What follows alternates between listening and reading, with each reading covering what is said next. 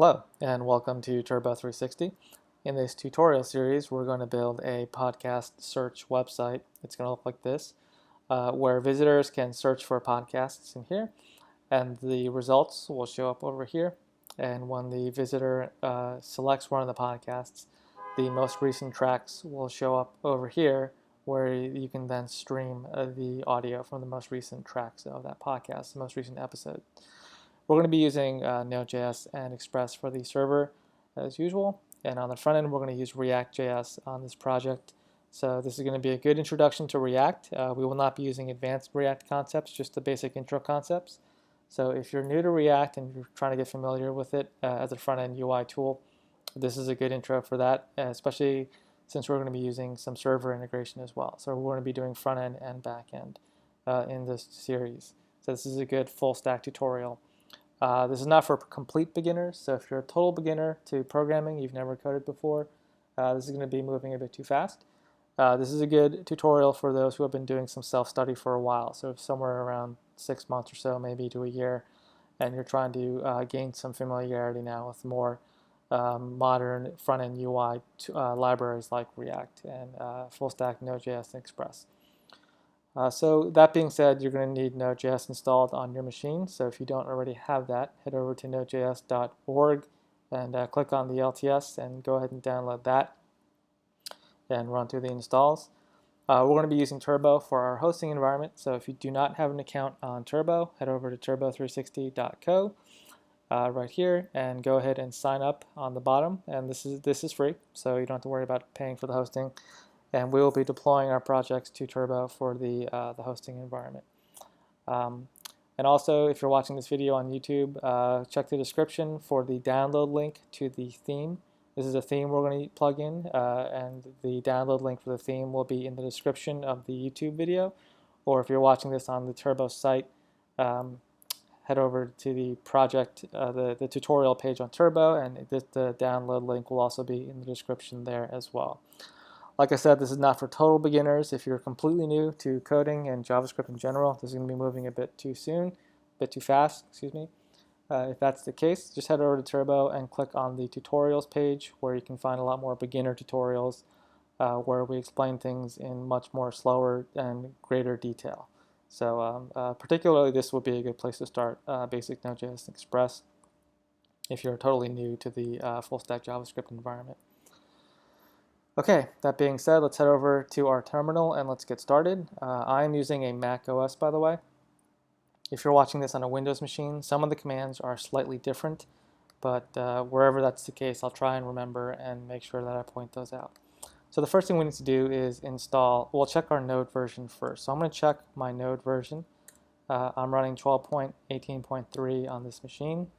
Check your NPM version as well.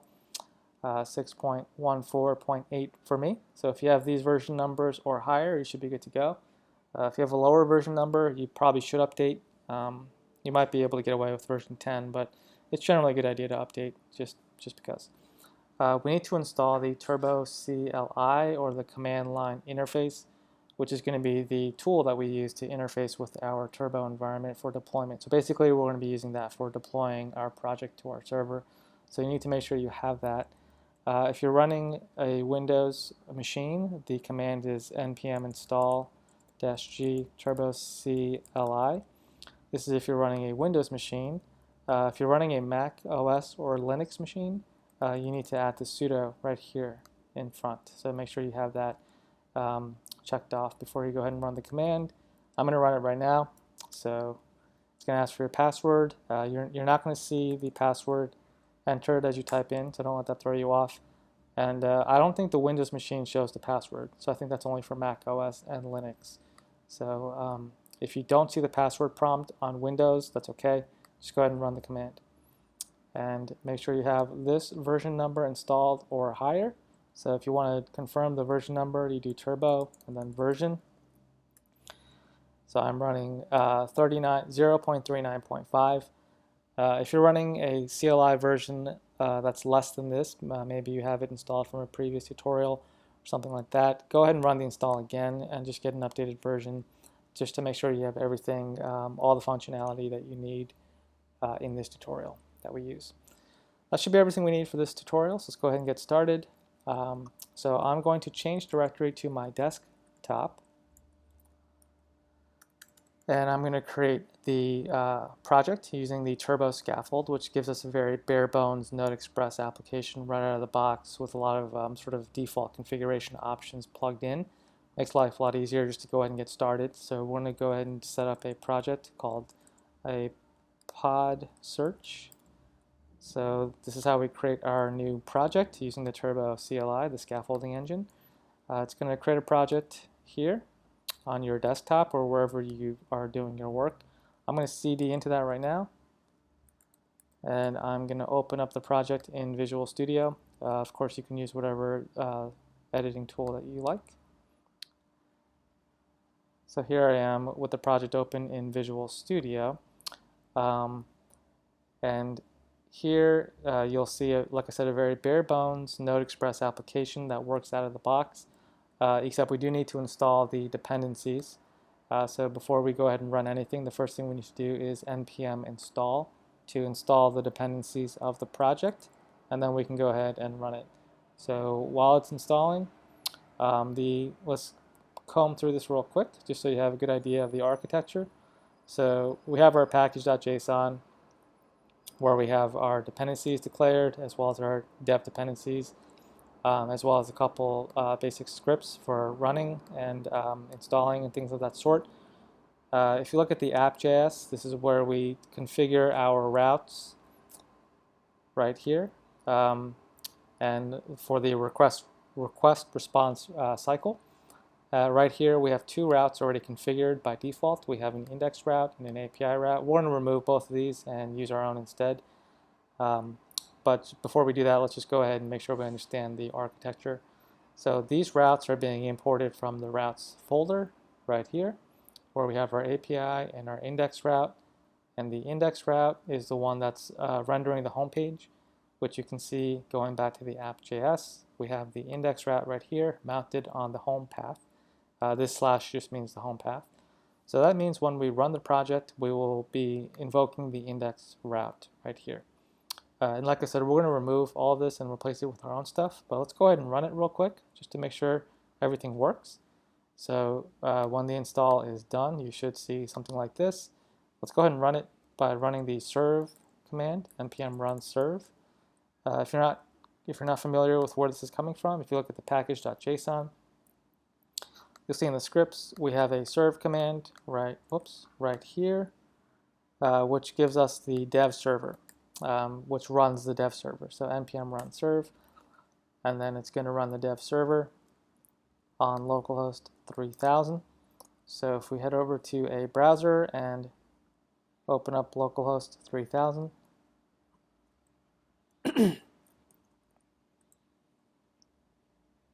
we have the scaffolded project. So this is the project that works out of the box, and like I said, this is coming from the index route file.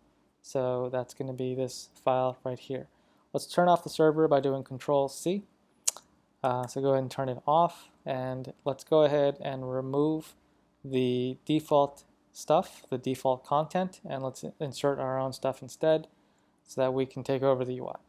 So head over to app.js, and we have our routes imported and configured here. Let's go ahead and just remove all of these, and let's create our own import. So we want to, import our own route, which we're going to call main. We're going to import that from the routes folder, and it's going to be the main.js file. And then we have to mount it onto the home path like that. So the home page will now invoke the main route file right here.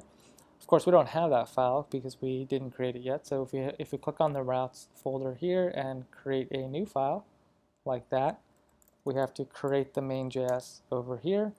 And this will be the route file that handles our main routing request for the home page. So we need to import Express first. And then we need to create a router to handle the routing requests. Let's go ahead and export it. this enables us to use it in other areas of the project. I tend to do this first right away because oftentimes I forget, so this is easy to forget. So rather than make that even possible, I just go ahead and export it right away. Let's set up a route handler for get requests. The handler, well, this is going to handle the home page request. That's what this slash means right here. The router takes an argument, a function argument, which has 3 of its own arguments: rec, res, and next. This stands for request, response, and don't worry about next for now. Basically, what we need to do here is define a response for the main route. This is the main route response. And let's go ahead and make sure that this works. So we have it imported in the app.js. We're using it right here in the home page request. So if we go ahead and run this, this should work.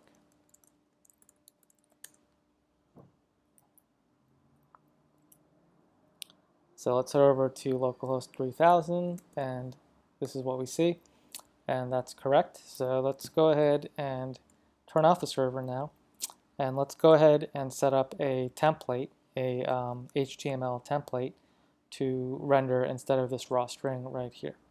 So the templates are stored in the views directory, and you'll see one template already called index.mustache, and this is the original homepage. You may be wondering what that mustache extension means. It's a templating engine. We're using the mustache templating engine. That's the default configuration in the Turbo scaffold. And that makes it a lot easier to inject dynamic data. And that's why you see this mustache extension, but don't let it throw you off. It's just an HTML document. So what we're going to do instead is we're going to get rid of this. And we're going to create our own template called home.mustache, like so. This is going to be an HTML. This is just an HTML document. So like I said, don't let the mustache extension throw you off. And we're going to just set up a simple HTML page template. Very, very basic. Just to make sure that it properly works. So right here, let's go ahead and create a header 1 tag, and let's say this is the home page, like that. And now what we want to do is we want to render this template in the main route. So instead of send, we want to render it, like so, render. And here we pass in just the name of the template. So we want to render the home template.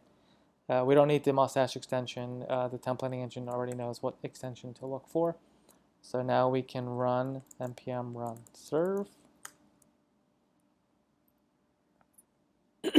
And we should see this is the home page, which is the template we just set up over here. So everything is properly connected. Let's go ahead and turn off the server now. And let's remove these previous routes just to minimize any possible confusion. Just keep it nice and clean. So now we have our main route, our home template. It's properly connected in the app.js. And we have confirmed that everything is rendering properly. So we're good to go as far as importing the new theme. So let's go ahead and integrate the theme. And like I said earlier in the video, you can check the description section of the YouTube video as well as the Turbo tutorial page wherever you're watching this, and look for the download link for the theme. And we're going to use that theme to replace this HTML template. So the theme is, let's get rid of this right here, this zip file. So you should have this zip file downloaded. Let's open that up, and you're going to get this right here. And inside here, you're going to see a collection of HTML files and folders, a bunch of files and folders. So what we need to do is import these static assets into our project. So static assets are basically CSS files, images, JavaScript files, and so on. So these need to be imported into our project. So let's go ahead and do that first. So if we open up our project pod search, The static assets in our project are stored in the public directory. That's the default configuration option for that. So we're going to open up the public directory, and you're going to see more or less the same folders except fonts. So we have CSS, images, and JS already in the default configuration. But instead, we're going to use the themes version instead. So what I'm going to do is just take all 4 of these folders and just move them over into our project. So just go ahead and slide these over like that, and go ahead and replace what they have in here. And then the home page of the theme is index.html. So we want to take this, let's open this up in Visual Studio or whatever text editor you're using. And we want to use all this HTML instead. So let's go ahead and highlight the whole thing and just copy it. So just Command A and Command C. And click out of that. And go back to our home mustache template and remove what we had over here and just paste our contents instead. So we just copied and pasted from one file to another. Pretty simple, pretty straightforward. And this should be our theme integration. So let's go ahead and run the npm run serve. And let's check the home page on localhost 3000. And now we have the theme integrated from the theme folder into our project on localhost 3000. So hopefully you see the same thing. That means your theme integration was successful. What I'm going to do next real quick is throw this up on a staging server on Turbo just to make sure it works on a staging environment. And so that way we can be certain that what we do locally on our machine will be accurately reflected on the staging environment on our actual hosting server. So let's go ahead and do that. Turn off the server in your terminal, so Control C, and then head over to your Turbo account. Just click over here, press the account. First thing we need to do is create the new project on Turbo so that we have a hosting environment to deploy to. So I'm just going to give it the same name, pod search. The name doesn't have to be the same, but it's usually a good idea to keep the confusion down. So pod search. We're going to need the site ID and the API key in a few moments. So head back to your terminal, make sure the server is off. And you might need to do Turbo login so that you can log into your CLI as well. I'm already logged in, so I'm not going to do that, but do this right away and log into your account on your CLI as well so that you're authenticated. And then the next thing you need to do is Turbo connect, and this will connect the project to the remote hosting environment so that when you deploy, it knows where to go. So Turbo connect. So here it's asking for the site ID, so we just copy the site ID and we paste that guy in here.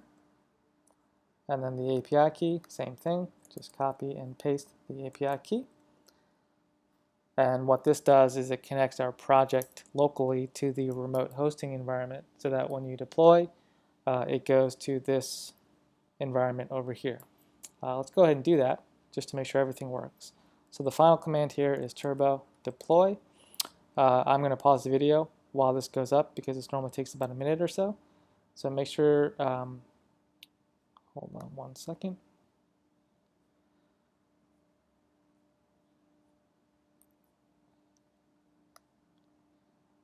Okay, so I'm going to press deploy and enter and then wait for the project to deploy.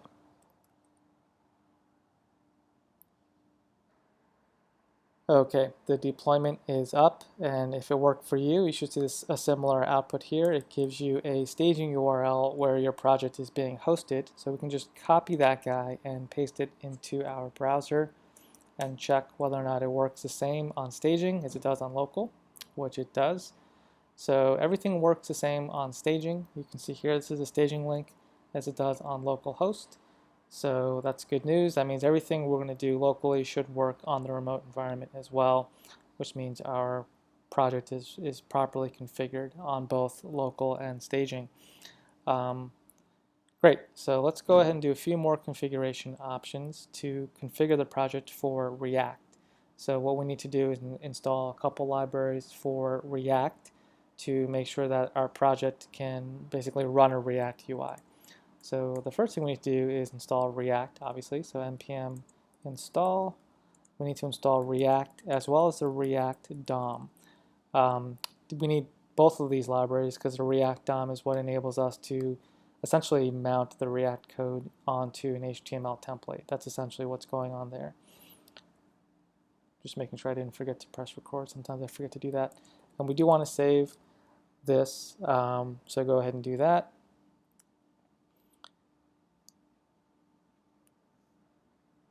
And then what we can do now,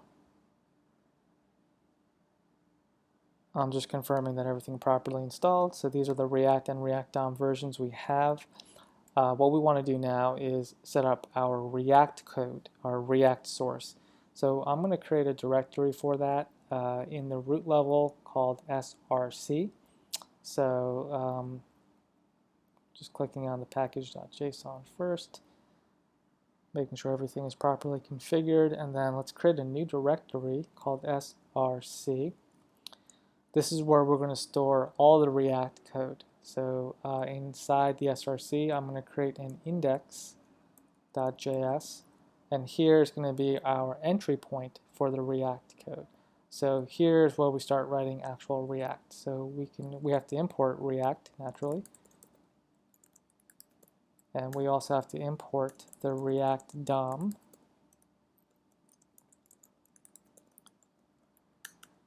And let's create an app component. And this is going to return a div. This is the React entry point. And then we need to mount this component using the React DOM. And then we're going to use the render command, and we're going to create a component out of it like that. And then we grab the document, get element by ID, and we're going to mount it onto the root tag of the document. So basically what we're doing here is we're creating a very simple component called app. It's just going to render this div tag, and that's it with this contents inside. And then we're going to render this component right here using document get element by ID. And the React DOM is going to do the rendering for us. This is why we needed to import the React DOM as well as React. So a couple things here. First of all, we need to now render this code inside of an HTML document. So what I'm going to do is create another template inside the views directory. Let's call it index.mustache.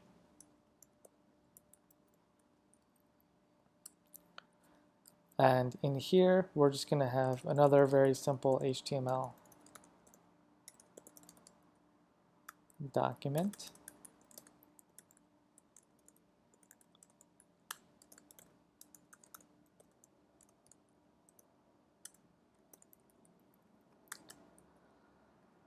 Okay.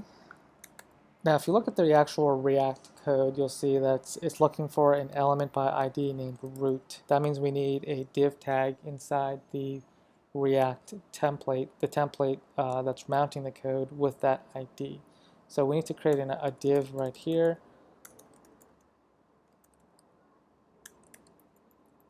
whose ID is root. So what that means is React will find this div because it has the ID that the React DOM is looking for, and it's going to render all the code that we tell it to, which is going to be this right here, inside the root right here. It's going to show up in here. So that's what's supposed to happen. However, we don't have any React code being imported in here yet. First thing we want to do is render this index mustache. Right, so I'm going to create another route inside the main.js, and I'm going to have it called React. and then we're going to render the index template using the React endpoint right here. So what we're going to do next is we're going to go back to our index mustache, and then I'm going to just put in another header 1 tag right here. This is the React page. Okay, so let's go ahead and test that.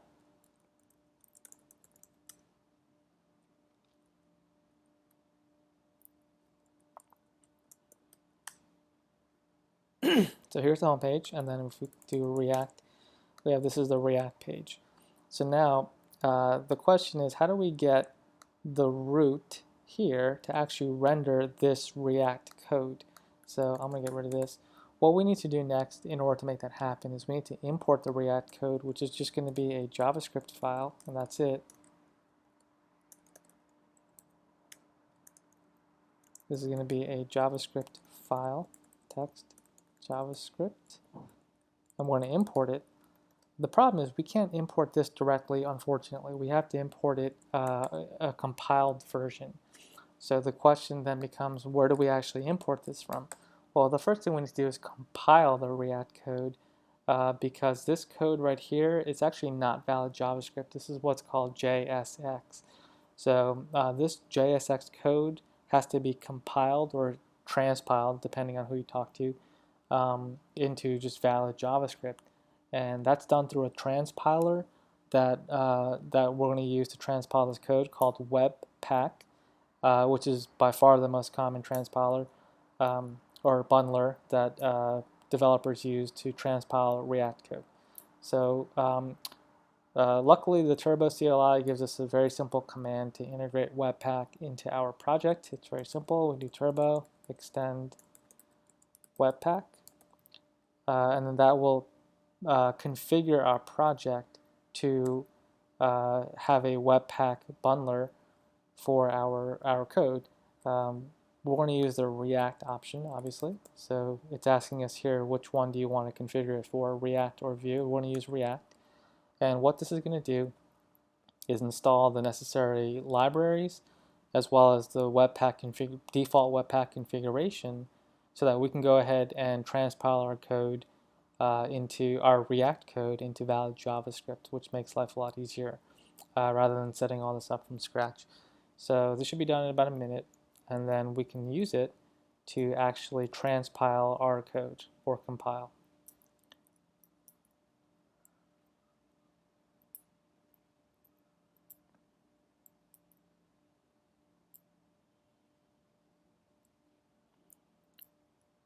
Okay, so now it's done, and you'll see here it says Webpack Config Js file added to project root directory. So what we can do now is head over here, and you'll see a new file called Webpack Config Js. And in here, basically all you need to know, well, the main thing you need to know is that the entry point is where we tell Webpack where to find the React code. So you'll see it says src index.js. That's right here, src index.js. So if we had given this a different name like src and then app.js, we would have to change this to app.js. And then equally important is where the compiled code is going to go. So it's going to go here in the public dist folder. So we have public, and then it's going to create another folder called dist for distribution, and then it's going to insert the compiled code in there. And that's the code we need to import in our page in here. So let's go ahead and run that compile command.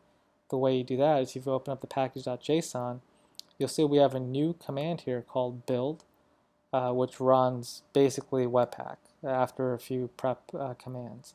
So if we do npm, or actually dev is a better option. We can also run the dev command, which runs Webpack in development mode, which gives us more debugging options to make it easier to find errors and things of that sort. So what we want to do is actually open a new tab right here. Make sure you're in the root of the project, and we want to run npm run dev. And you'll see what happens is in here a new folder comes up called dist, and inside there's going to be a few files, app.js and commons.js. We're going to need both of these, but these are the imported files that we need to import in order to run our React code. It's very important to understand that. It's inside the dist and then the bundle folder. So if we go back to our index mustache, here we actually need to import both of those. So we need to import the dist bundle and then commons.js, and then another one for app.js, like that. And these two files combined comprises our React code. So if you go back to our React code, src index.js, you'll see this is the React entry point. So now what we can confirm is if we head over here and reload the React page after we turn on the server, so npm run serve,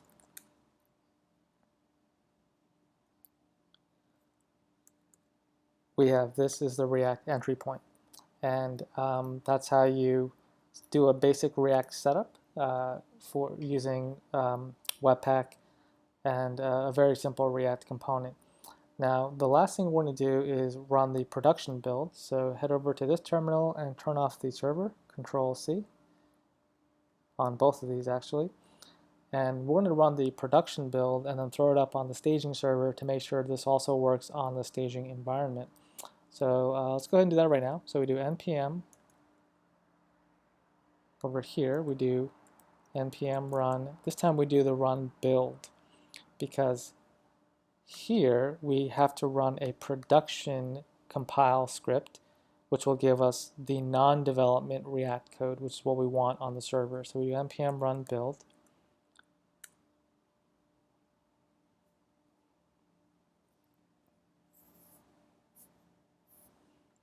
And you'll see here it took out the dist folder and then recreated it, and then it generated our app.js and our commons.js again.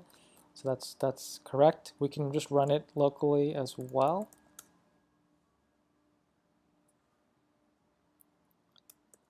It still works. And then let's throw this up on our staging environment just to make sure everything works on staging the same way it does on local. I'm going to pause this just like before while it's going up. Okay, the deployment is up on staging. Let's go ahead and check out that endpoint on staging this time and see if everything still works. So here's the home page. Let's check out the React page, and we have the React entry point. So now we are running the React code on the staging server as well. And you can see we have the same setup on staging as we do on local, and everything still works. So that was a very simple React setup and configuration for a very basic project. Hopefully you got that working. Basically, this confirms that our configuration is properly set up and ready to go. So in the next video, we're going to begin carving up this template into reusable React components that we can use to create our site, our app. We're going to use a lot of different tools and libraries to search podcasts and stream the audio and things like that. So hopefully you got everything working. Thanks for watching, and I'll see you in part 2.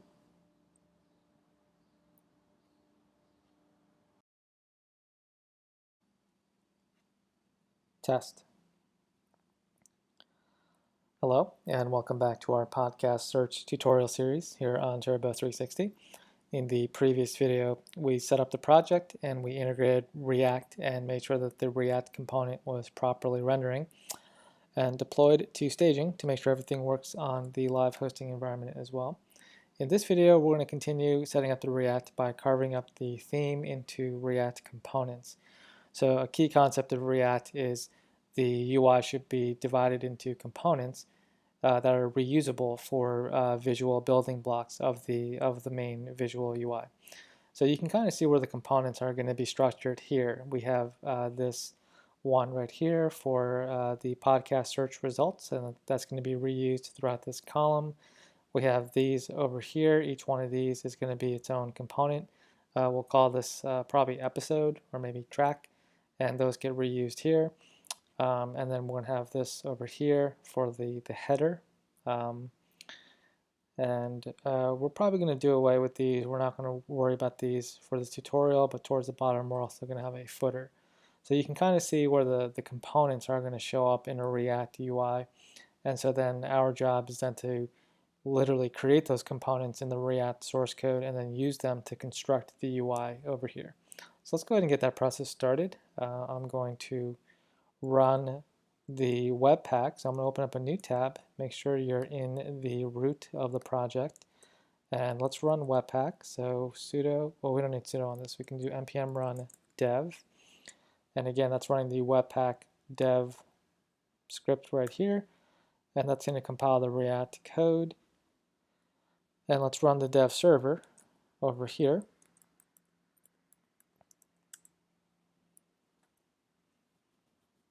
And head over to localhost 3000. So this is what we have. And check the React entry point, which is right here. Everything looks good. So let's continue.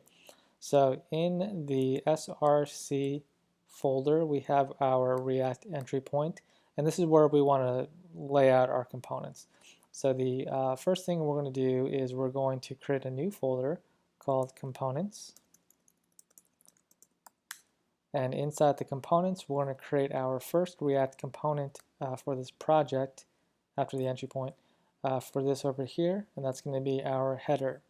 So let's create a new component called header.js, and let's set up the actual React code for this. So I want to create import React. I want to create the header component, and this is going to be a functional component. Let's go ahead and do the export right away. And we want this to return, for now, just a static div text. This is the header component. Okay, and let's import this component in the index.js right here. So we have to import the header component from the components directory that we just created. And let's go ahead and import that. And let's render that over here as a header component tag like that. Let's head over to our Webpack, make sure everything looks good, which it does. And let's take a look at localhost 3000 and then the React page. Now we have our header component and the entry point. So everything looks good. Let's head back to our index.js and let's get rid of this React entry point. And so now the idea here inside this entry point is we're basically rebuilding the theme home page using all React components. So if we open up the home template, we have a lot of HTML here that we want to convert into React components. But before we do that, let's import the static assets into the React template. So we have our index mustache here, which has a head tag that's empty. Let's go ahead and copy the head tag from the home template. Let's actually copy all of this too and replace it inside the React template. Okay, let's collapse that to make it easier to see. And so if we go back here, we should see the same thing, but you'll see it looks a little bit different because now we're importing the CSS from the theme as well. So if we go back to the theme, home template on the bottom, all the way on the bottom, we want to do the same thing with these JavaScript imports. We're going to need these as well. Yeah, because this contains a lot of the audio MP3 playing libraries and functionality as well as jQuery, as you can see. So let's go ahead and import that in the React template as well. We're going to want to do that above the React imports, like so. Let's get these indentations looking lined up. Okay, and let's take a look at that, make sure nothing breaks. Let's open the console, see if there's any errors. We have a reference error, AOS not defined in the main.js. So let's get rid of this guy right here. Let's get rid of that. So inside the main.js, that'll be public JS, and then main, and then we have an AOS initializer. Let's just get rid of that. Let's get rid of, make sure there are no unexpected errors. So we're good to go there. Okay, great. So now we have the assets from the theme imported into our React template. That's what we want. So now what we want to do is lay out the UI from the theme homepage inside the React template as well. So if we look at the home mustache all the way up on top, we have the body tag, and then the div, the initial div tag has a class called site wrap. So we want to import that as well, just to make sure all the styles are consistent. So inside the src index, the entry point, here is the main wrapping div, right? That's the div that wraps all the UI that we're about to lay out. So we're going to want to import that class as well. We're going to want to assign that class attribute. But make sure you understand, be aware that in React, or more specifically in JSX, you're not allowed to use the class keyword like this. So we have to change this to class name. Otherwise, it's going to throw all sorts of warnings and errors, which we don't want. So now we have the class name in the wrapping div. Nothing's going to look any different here because we didn't lay anything out. But now we can set up our header component using the HTML from the theme. So if we open up the home mustache, if we scroll down a little bit, you'll see an actual header tag starting right here. And that's our header component. So we can just basically copy the header tag. I'm going to remove that extra space. So it's these 26 or so lines right here, 26, 27 lines. That's the header tag.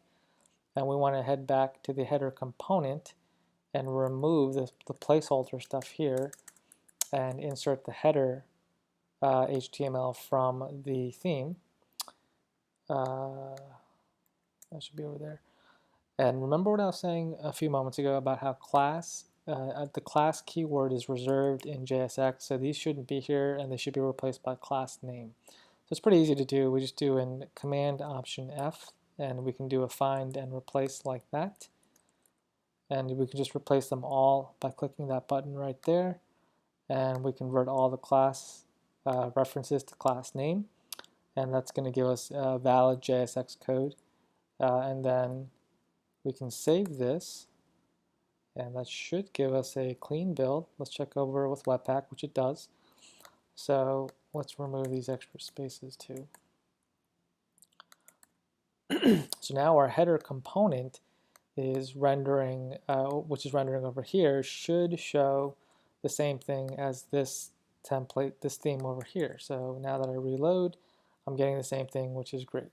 So this is now rendering the header from a React component rather than just raw HTML in the theme. So that's our first component.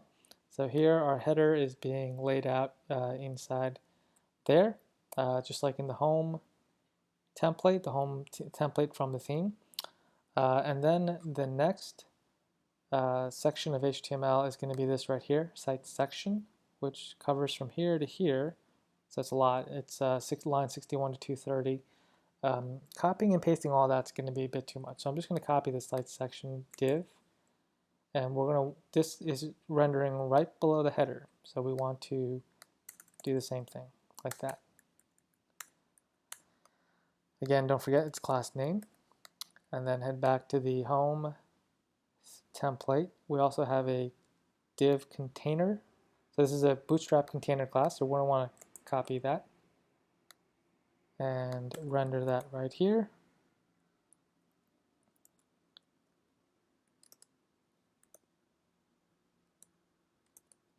Like so.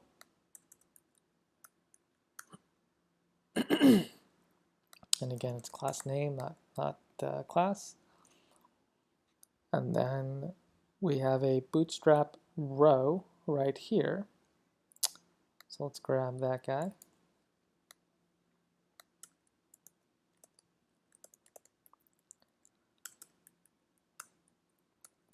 And let's get these indents lined up.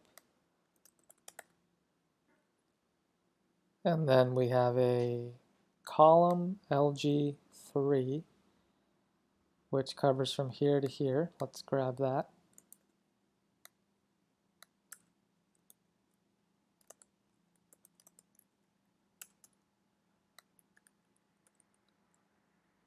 And again, we want class name. And inside here, we have a featured user div, which pretty much covers the entire contents of the column 3.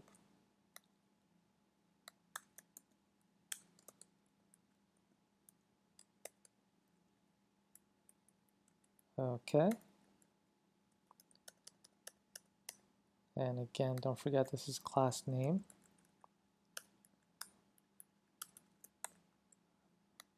And then in here, finally, we have the UI that we want to lay out. So we have our search input. That's going to be this right here. We're going to hold off on this for now, and we're going to just start laying these out right away. So hold off on that, and then the next thing we want is this unordered list right here. So we want to grab that and then place that right here.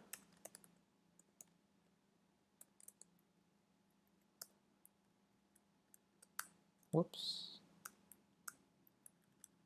Okay, and don't forget class name.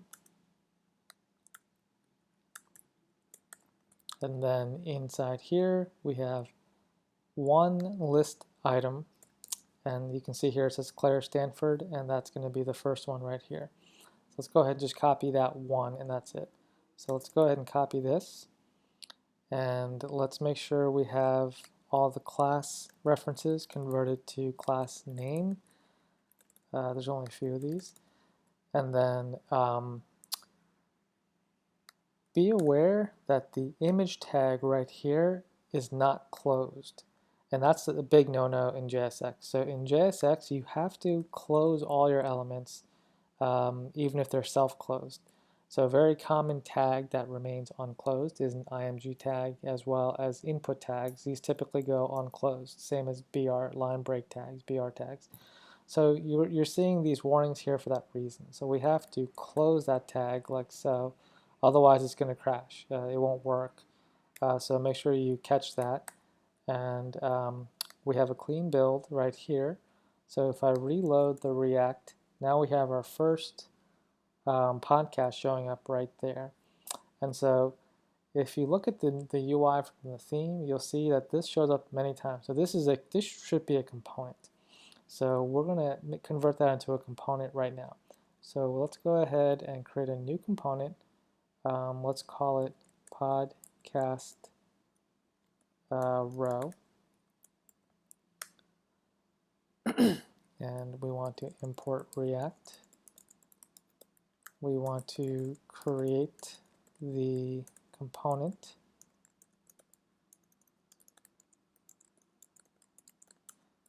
And inside here, we want to return this list item.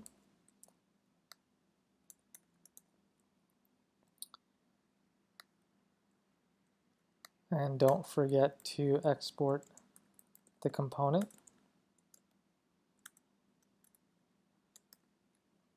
And now this, instead of rendering the li like that, we can import the podcast row.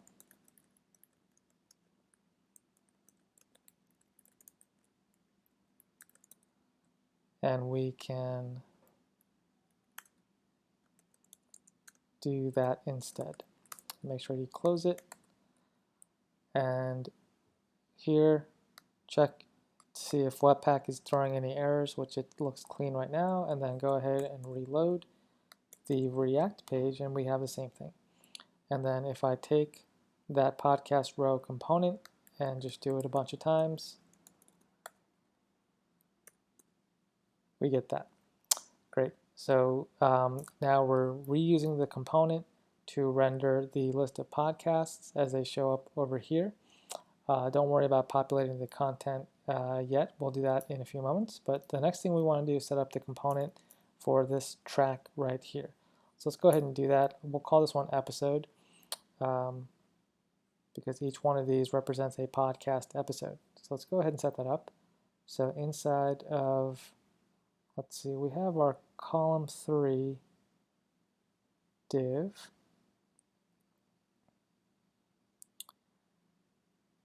right here. So right here is where the other column should be for rendering this list of podcast episodes. So if we go back to the home mustache, we have our column 3 here, and then the next one is column 9. So if we go back to the index, the entry point, I'll just call it the entry point from now on. We want to create a new div for column 9, like that. And again, don't forget this is class name. And then in here, we have a container div.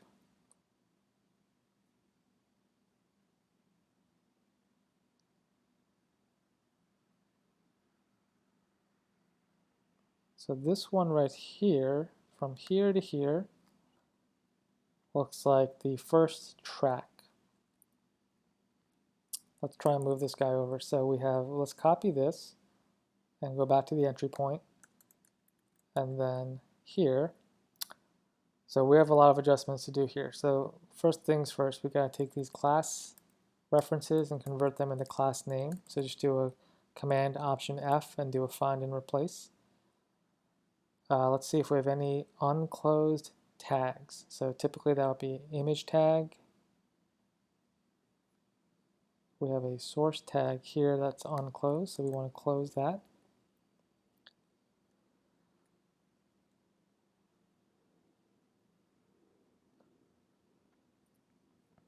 Okay, and then we also want to find any style attributes, because in JSX you can't have style like you would normally have here. Every style attribute has to be a JavaScript object. So you want to do it like that. And then the instead of the hyphenated text, you have to use a camel case like that. And this should be in its own string like that. So that's an important rule of JSX, is that the style attributes are not the same as you would see in regular HTML. They have to be inserted as JavaScript objects like you see here. So right here is another case where we have a style attribute. So that has to be like that. And then the 100% has to be like that. And these are just JavaScript objects. So we want to be mindful of any more style attributes. We can do a quick search for style, and we see 1 and then 2. And that's an important JSX rule that you need to be aware of when you're converting HTML content into React components. So it's very, very important. Make sure you pay attention to that. I'm going to fix these indents. Let's go ahead and save that, and let's see what we get. No errors on Webpack. And let's see what we get over here on the React side. And here we have a React component which shows an episode of a podcast. So let's create a dedicated component out of that. So if I head over the components directory, and then we do a new component called episode. And then, whoops, I created a folder, my mistake. Let's try that again. Episode. So inside the components, we want to create an episode. Okay, and then let's import what we need. Let's create the component.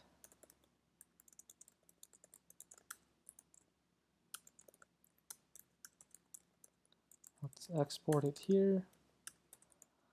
Head back to the entry point, and we essentially created the component over here. So let's go ahead and copy and paste this guy over into here. Okay.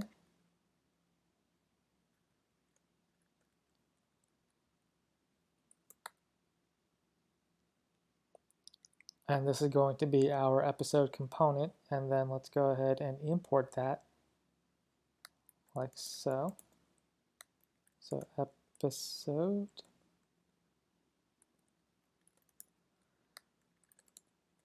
And then let's render that in here.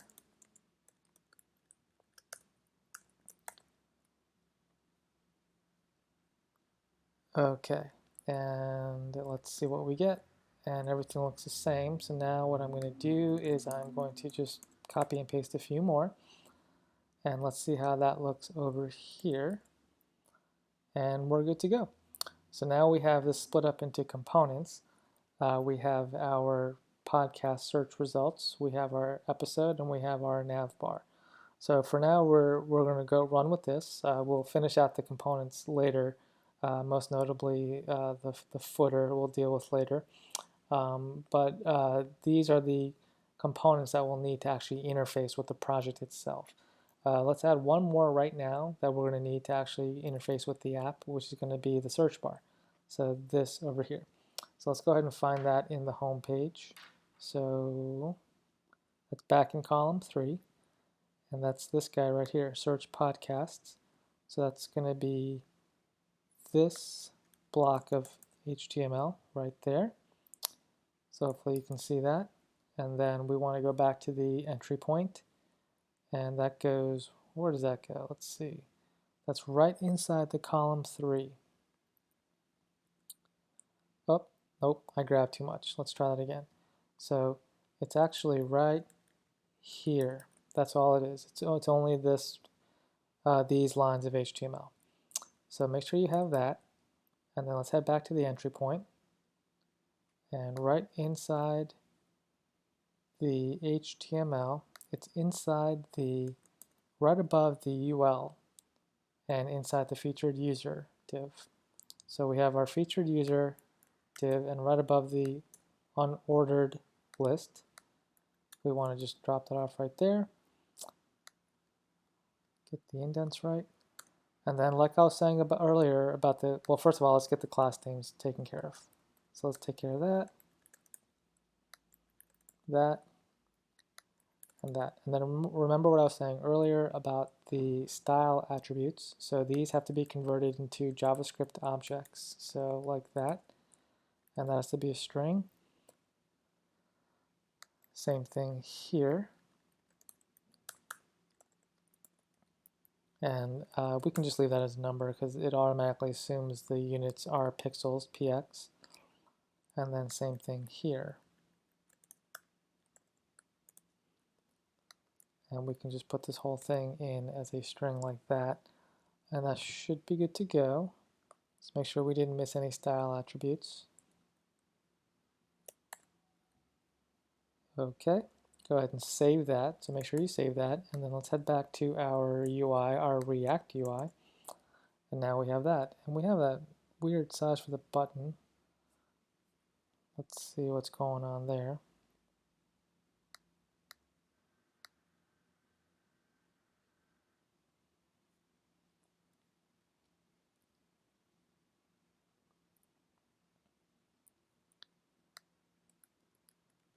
$32px. Yeah, so that's what we wanted on the button.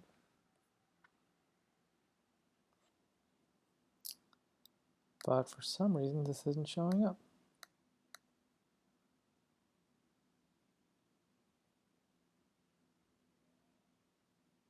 Maybe if we got rid of that and made it a number.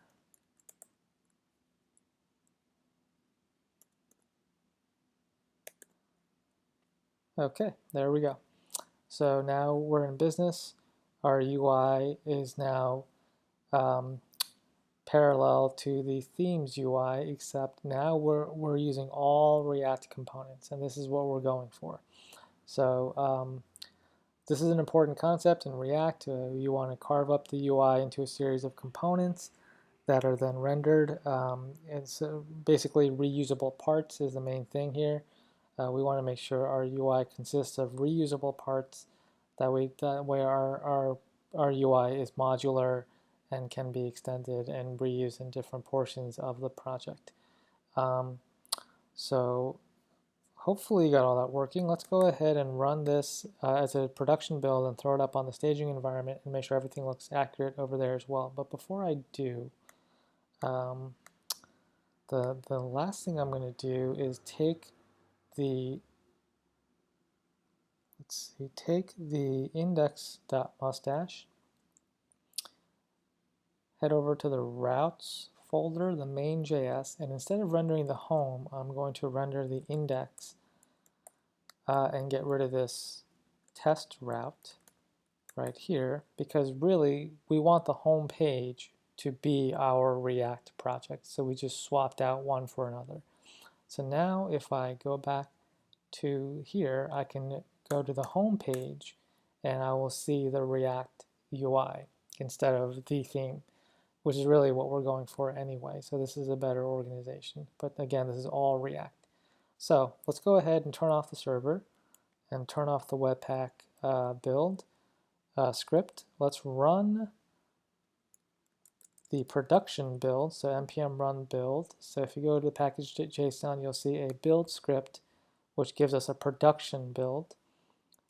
And then this is going to give us an optimized version, which we can then throw onto the server and make sure it works over there as well. So here's our production build, which is done. And if I run this locally,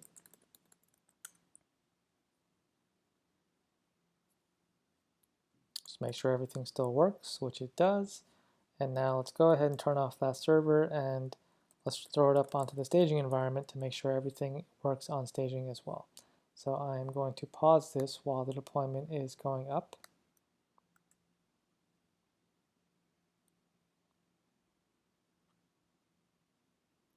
Okay, the deployment is now up. Let's head over to staging and take a look.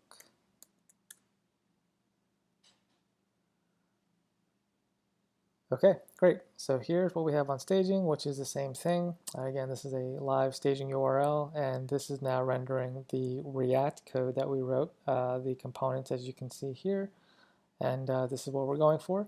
So in the next video, we're going to customize these components so it renders dynamic data, so it's not the same thing every single time. So hopefully you got all this working. Thanks for watching, and I'll see you in part 3.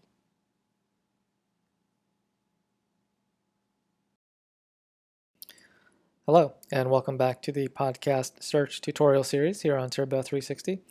In the previous video, we organized our UI into React components such that this layout here is rendering all React components and deployed to staging to make sure everything works on staging as well. And as you can see, this is coming from staging right now. In this video, we're going to remove the static component rendering here and populate this with more dynamic data from within the React layout. So let's go ahead and get started. I'm going to run the local server, so npm run serve, and I'm also going to run the development build on Webpack, so npm run dev.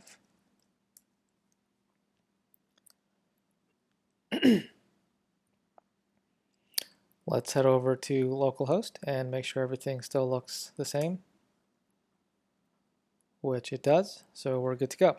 So let's head back to our entry point from the src folder. So inside the entry point here, we have our podcasts showing up in the sidebar over here, and our episodes showing up in the main UI over here. Clearly, this is all static data, so this is not going to be quite robust enough for our purposes. So let's go ahead and set up some state to maintain the data for each one of these podcasts rows and episodes.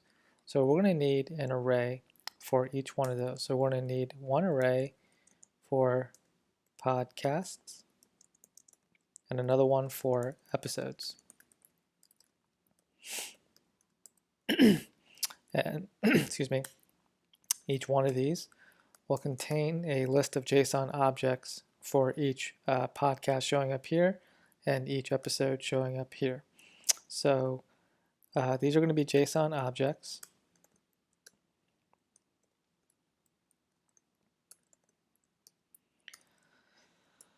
And let's see, each podcast requires an image, a name, and we're going to call these categories.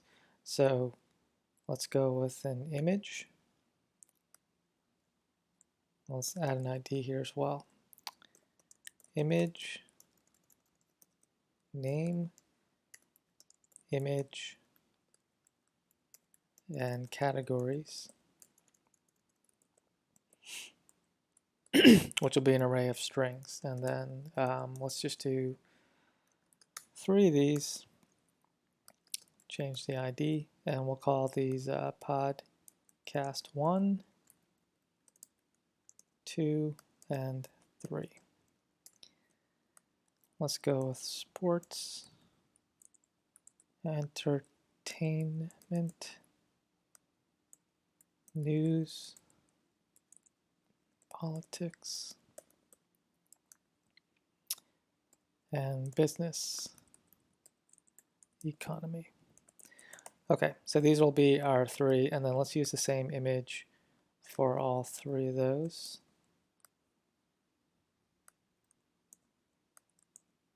Actually, there's no reason why we couldn't do person 1, 2, and 3. We're going to make these relative file paths. It doesn't really make a big difference, but this is a better practice anyway. Okay, so we have our 3 sort of fake podcasts for now. Let's go ahead and render these instead of this same list over here. We need names for all these too. Oh no, we do. Podcast 1, 2, and 3. Okay, so here, instead of just showing up 4 every single time, what we want to do is we want to map through the array of podcasts.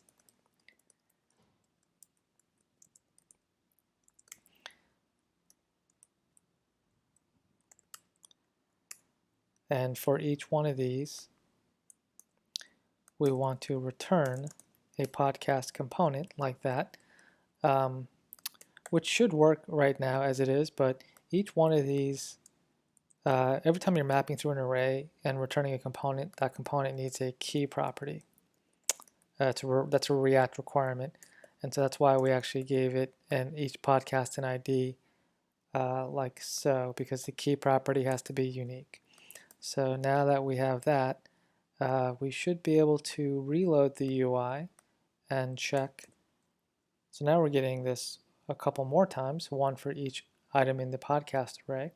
So we can get rid of these 3. And we should still have the 3 from the array left over. And so that's a better way of rendering an array rather than just hard coding it like this, which is not really a good practice. So I'm going to take advantage of some ES6 syntax here. Instead of returning like that, we can just do it like that, and that should be fine. And let's get this curly brace up here too. And that should be good. Okay. And then what we need to do now is pass the podcast here into the podcast row component. So I'm going to do that using some destructuring here like that. And so now the podcast row component will have access to the properties of each podcast as it loops through the array. So those properties are name, image, and categories. So what we can do next is head over to the podcast row and grab each one, name, image, and categories, like that from the props, and then we can render the name here instead of the hard-coded name. So we can do that instead, and we should have podcast 1, 2, and 3. We can also do the same with the image.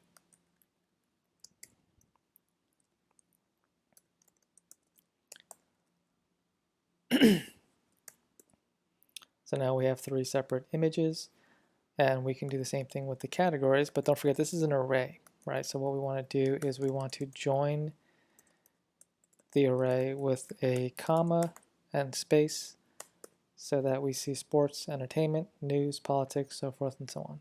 I think I spelled economy wrong here. Let's go ahead and fix that. Economy. There we go. So now we have our 3 podcasts with their unique metadata being passed into the podcast row, and that's being held in a podcast array over here. So that's a much better way of handling that. So let's do the same thing with these episodes. So let's go ahead and fill out some episode JSON data. We'll do 5, and we'll do the same thing. We'll give each one an ID for the same reason.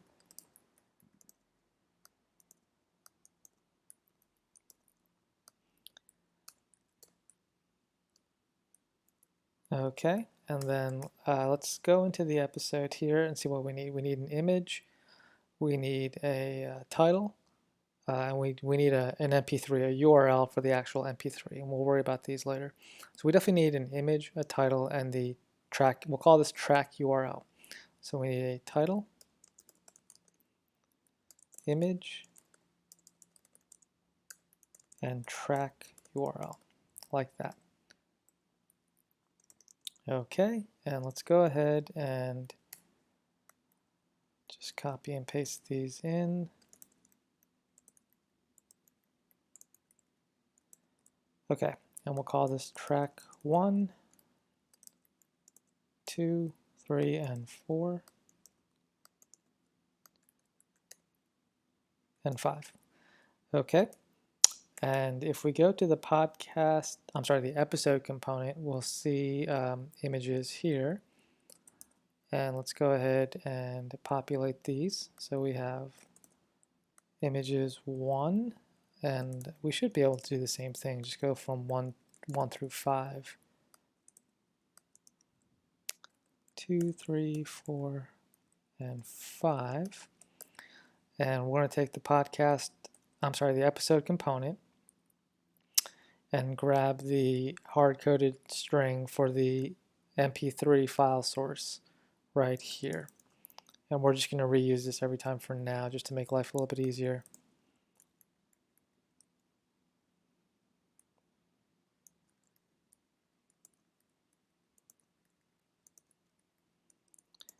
Okay, so now the same thing. Let's go ahead and map through the episodes array.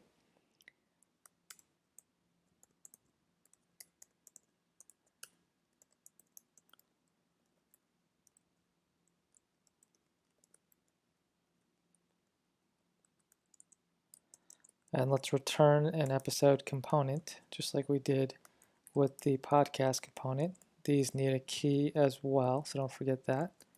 And that's why we gave each episode an ID. And we're going to pass the episode itself as a destructured set of properties to the episode component. So I'm going to get rid of these hard-coded ones now. And let's reload and see how that looks. Okay. Everything looks the same because the episode component itself is not using any of these properties. So let's go ahead and take advantage of that. So we have a title, an image, and a track URL. So if we go to the episode component, we can import the title, image, and track URL. And the title shows up here. So let's go ahead and grab that.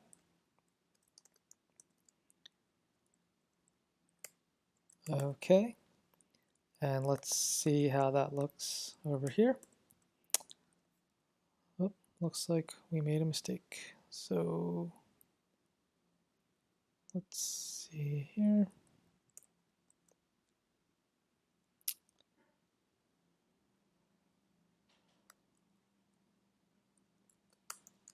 Let's give that a test. Okay, and then we have a title.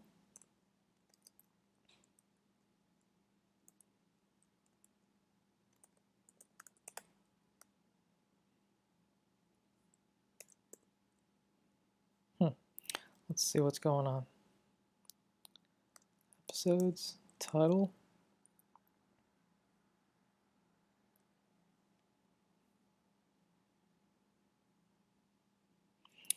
And I made a typo right here. That should be episode, not episodes. So I put in an extra S right there as a mistake. We want to pass this in as a destructured property into the episode component. So let's try it again. Now we have track 1, track 2, track 3, 4, and 5. So now let's go ahead and use the rest of the properties. So we also have image. So let's see here, that's going to be, well, let's take care of the image last because that's going to be a bit of a hassle. So let's go ahead and take this.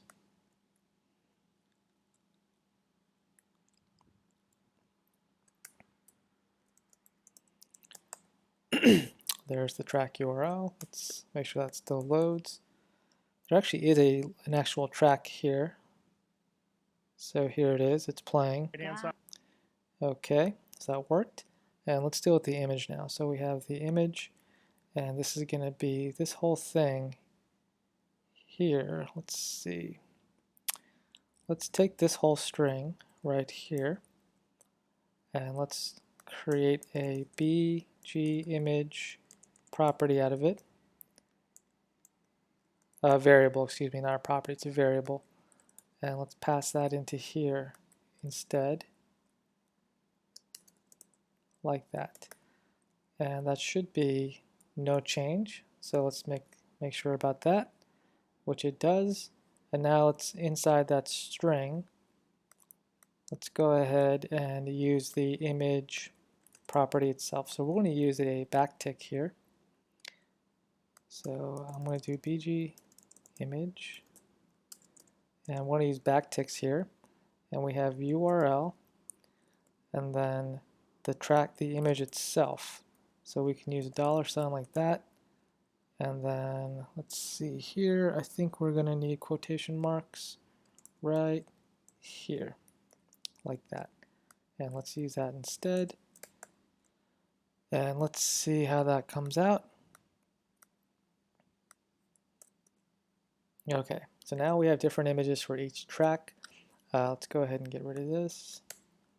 And if you want, you can go ahead and take this and just put it right back here like so. It's probably a cleaner way of handling that. And let's see how that looks. Okay, great.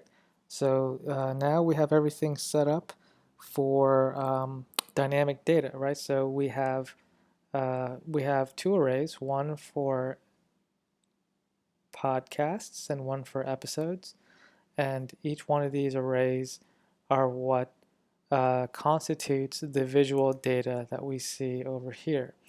And so this is ready to go for a little bit more dynamic integration now. So in the next video, what we're going to do is hook up the search component, the search piece, where when the user enters a search term and then clicks the go button, it's going to run a search query which returns a list of podcasts. And then when the user selects one of these podcasts, the tracks for that particular podcast will show up here, and then you can play an episode and so forth and so on. So so this is now prepped for that. So hopefully you got all that working. Before we wrap up, let's do one more production build and throw it up on staging and make sure it works on the staging URL environment as well. So I'm going to turn off both the Webpack here, and I'm going to run a production build, so npm run build. Before you deploy a React project to a hosting environment, you should always give it a production build so that you're running optimized code. And then we're going to do a turbo deploy, and I will pause the video as this is going up.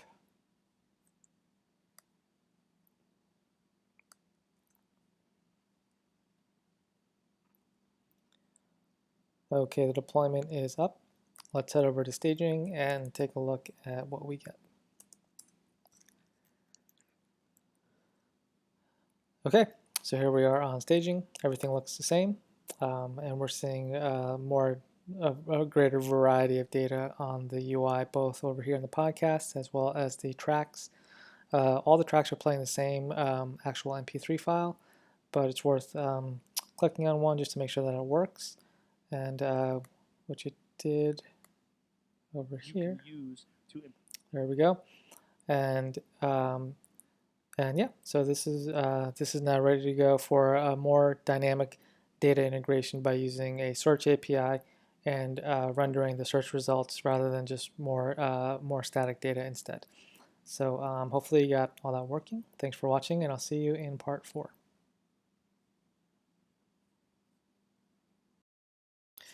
Hello, and welcome back to our podcast search tutorial series here on Turbo 360. In the previous video, we set up the components, as you can see here, and we passed data from the main app container component to these subcomponents.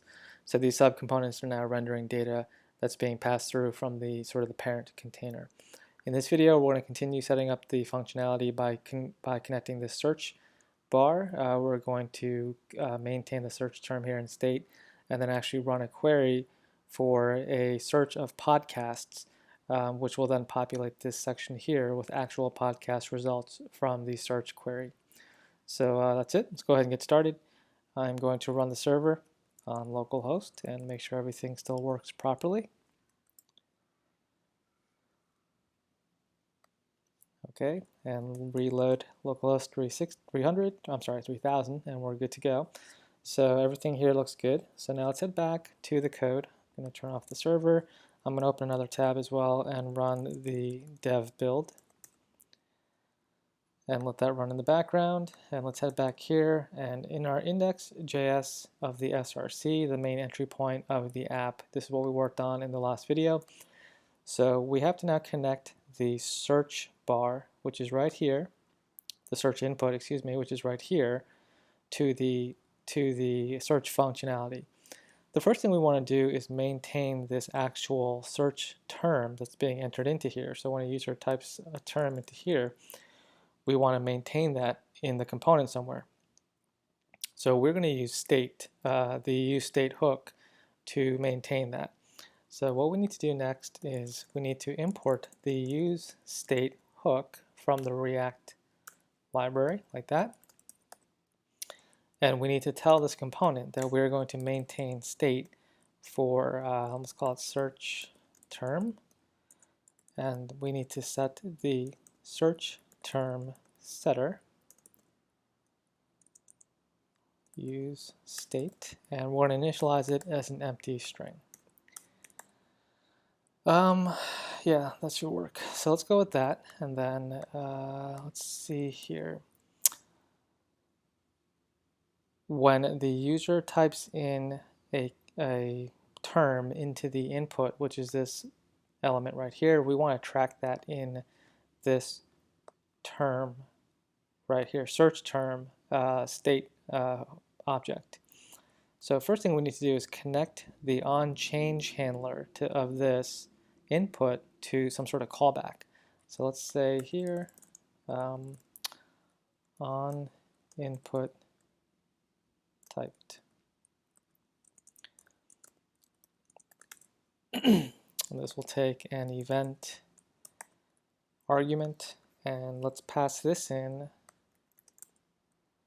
to the onChange handler of the input. And for the time being, let's have a console log on input typed, and it should be event target, which is the input, and then the value, which is the letters typed into the input. So let's see what we have there. So let's go ahead and run the npm run serve.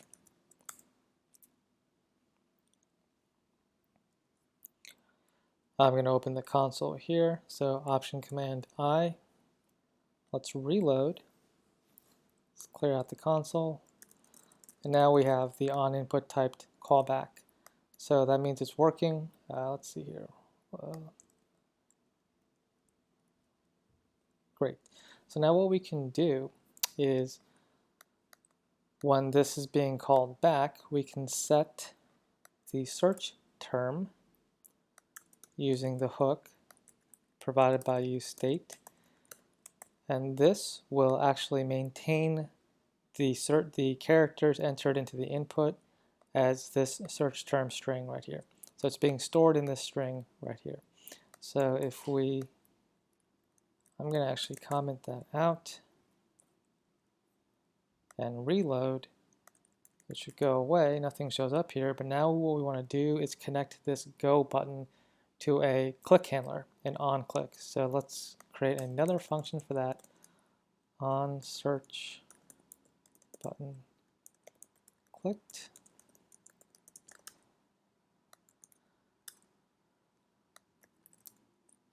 And that's going to be this button right here. So we want to take the onClick handler and bind this onSearchButtonClicked method. Buttons don't actually contain an event argument with it, so we can just ignore that. But let's do a console log and then let's do search term. So this is the value that's being currently held in the state, this search term state right here. I'm just going to collapse these arrays. Okay, so this is being updated as the user types into the input field, and then when we click the onSearch button, the current value of the search term should be console logged in the output. So let's go ahead and give that a run. And there it is.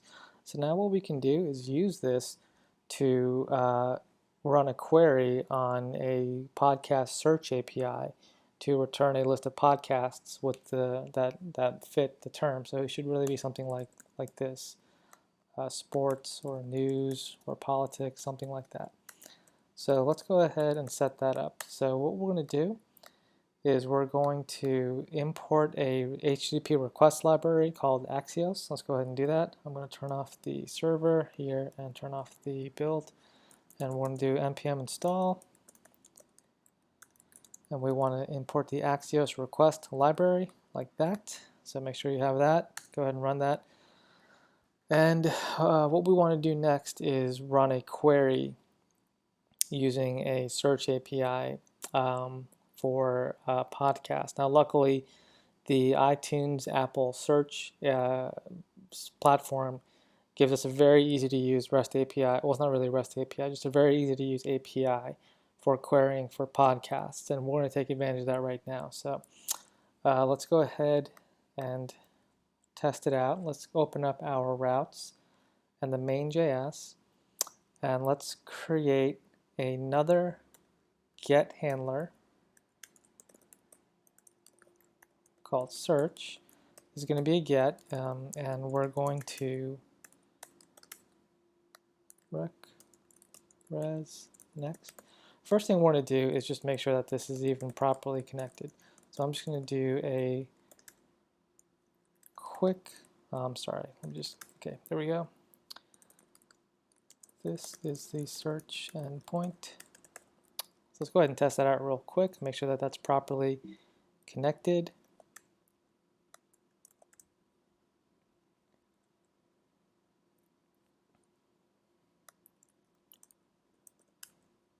There it is, right there. So we're good to go. So now what we want to do is from here, we want to query the iTunes Apple search API using the Axios request library. So let's go ahead and import Axios right here. So const Axios require.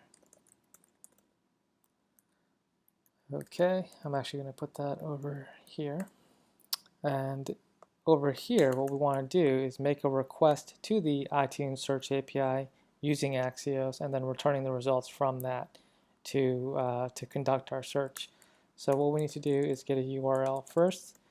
Let me punch up the URL real quick. Here is an example of the URL.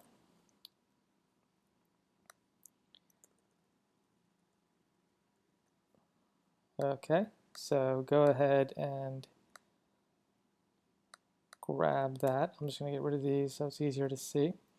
So here is a sample request from the Apple iTunes search platform that we can use to just get a bunch of podcast results.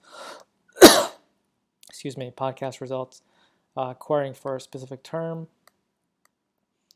We can even filter it by country, and obviously we want podcasts.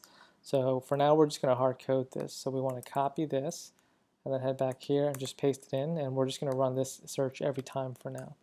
So let's go ahead and do that. We're going to grab the response from Axios, and we need to pass in the URL. The method is going to be a get, and I'm going to pass in an options for a headers. I don't think we really need to do this part, but this is a good practice. Accept application. This is going to return JSON, so we want to tell the response to expect that. This is going to be an asynchronous call. So what we want to do is set up an async and then an await like that. And then the response. Actually, we can just parse out the data from the response right away. That's all we really need. So let's go ahead and do that.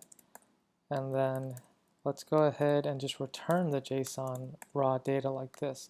So here we're just proxying it from the iTunes request, the iTunes podcast search. We're making the request using the Axios library, and then we're grabbing the data from the request, and then we're just returning it right back. We're just proxying the request via iTunes. So let's go ahead and test that out. And here is what we get from iTunes. So we have 50 results. We're currently always searching for sports. So we're hard coding that for now. And so everything here should have something to do with sports. And this is the result set from iTunes, which Apple provides for free, which is very generous. So this is going to be our search functionality in our podcast app. And if you're wondering, by the way, how my JSON is formatted this way, I'm using a Json Formatting plugin called Json Formatter. So on Google Chrome, just do the Google Chrome store and search for Json Formatter, which is a plugin, Chrome extension. And just go ahead and plug this in, and you should get the same formatting that I see on my side, which makes it a lot easier to read the results. So this is going to be our podcast results set. I think it would be easier to clean this up a little bit before we return everything right back from iTunes. So let's go ahead and clean it up a little bit. Let's see here. We want to get the results array. So const results from the data, and we want to return the results.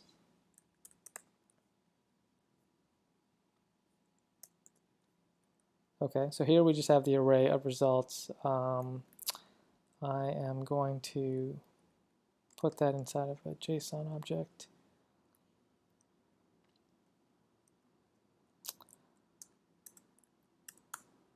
Okay, and what we want to do is we want to, let's see the best way to do this.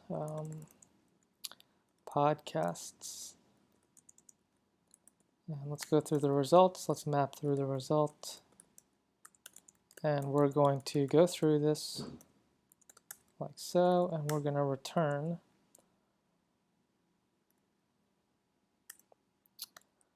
let's see.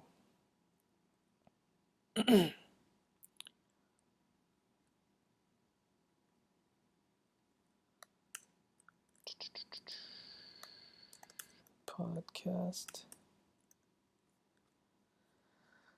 We want the artist name. So we want to call that name and then artist name.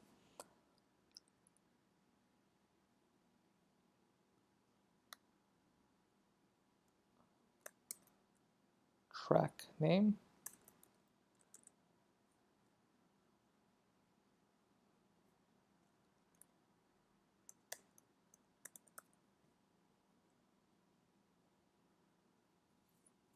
This is going to be our artwork. Let's go with this one right here.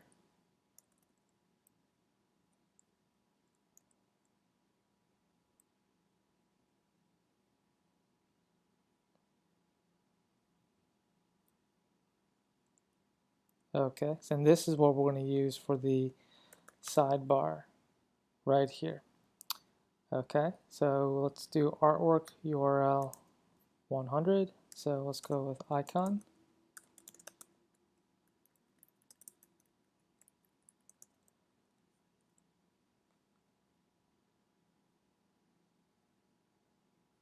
And let's, oh wait, maybe we got a bigger one right here. Yeah, I like this one better. Let's go with that one. So artwork URL 600.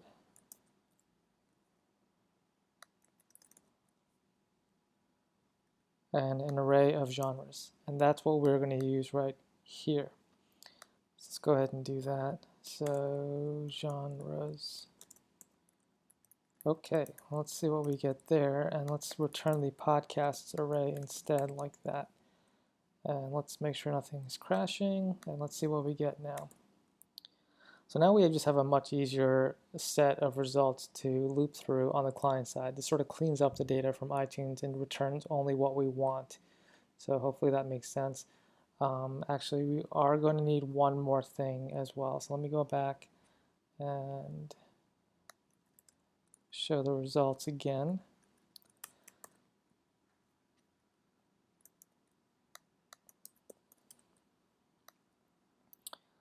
We are also going to need the feed URL, and this is where we get the actual MP3s.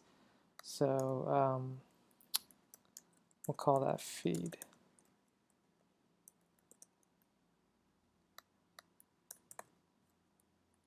And let's try that. And we want to return the actual podcasts. And now we have the feed. Great. Okay, great. So now this is everything we need on the client side, on the React side, to render the results of podcasts. So what we're going to do next is we're going to create another route using a post handler. So this is going to be a post, and then it's going to be search. And that's also going to take a request response and next argument. And we're basically going to do the same exact thing. We're just going to copy and paste this.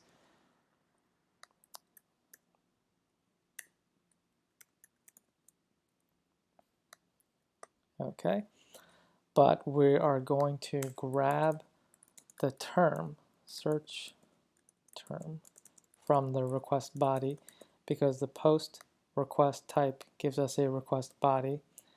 Let's pass it in as term, and the search term is what's going to go right here. So let's get rid of this and use backticks for that. And then we can just take this term query argument and just put in search term instead, like that. And that will make it more robust in terms of searching for podcasts. Then we can enter anything, like it doesn't have to be sports every single time. So this is basically just for testing, and this is the one we're actually going to use. So we need to send a post request to our server, which will then proxy the iTunes search API and return to us the data in the format that we want, like we're doing right here. So let's go ahead and run this on the React side. So what I'm going to do now, whoops, I forgot the async. Don't forget that, because we're running async and then await, so don't forget that. Okay, great. Let's head back to the React side now and start running these searches. So right here on the search button clicked is where we want to run that search. Well, we can use the Axios library here as well. So import Axios. Okay. And over here, we want to, let's see,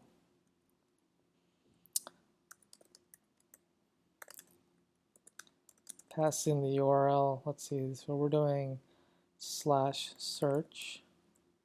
This time the method is post.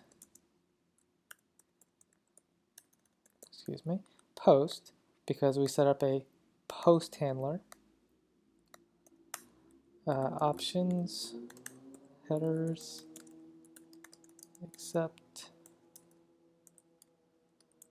application, JSON, and we need to pass in a body,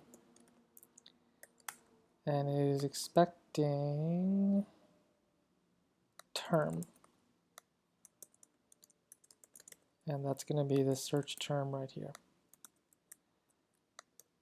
Okay, now this is also an async await, so don't forget to do async await here. And we really just want to, sorry, excuse me.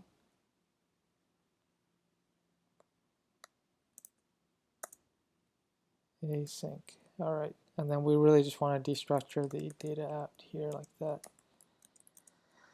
And let's see what we get here. So podcasts. That's going to be a JSON object, so we need to stringify the JSON. And that's giving us a clean build on Webpack. Everything looks good. Let's see what we get. So let's head back to the localhost 3000. And let's see here, what do we got? Regenerator runtime is not defined. I must have made a mistake somewhere.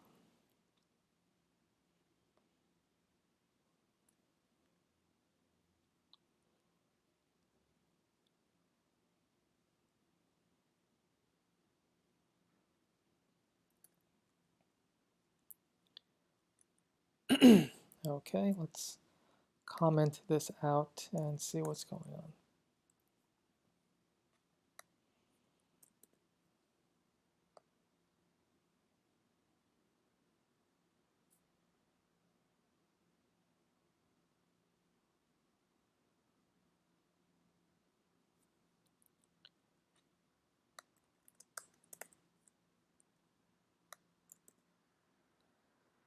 Okay, I'm getting an error on the async await here, so I'm going to run this as a promise.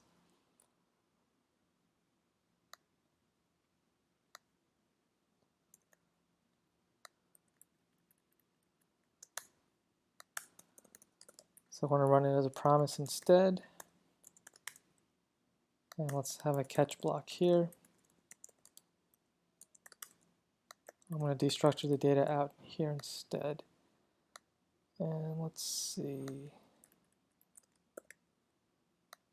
And then we need to console log here, and let's see what we get.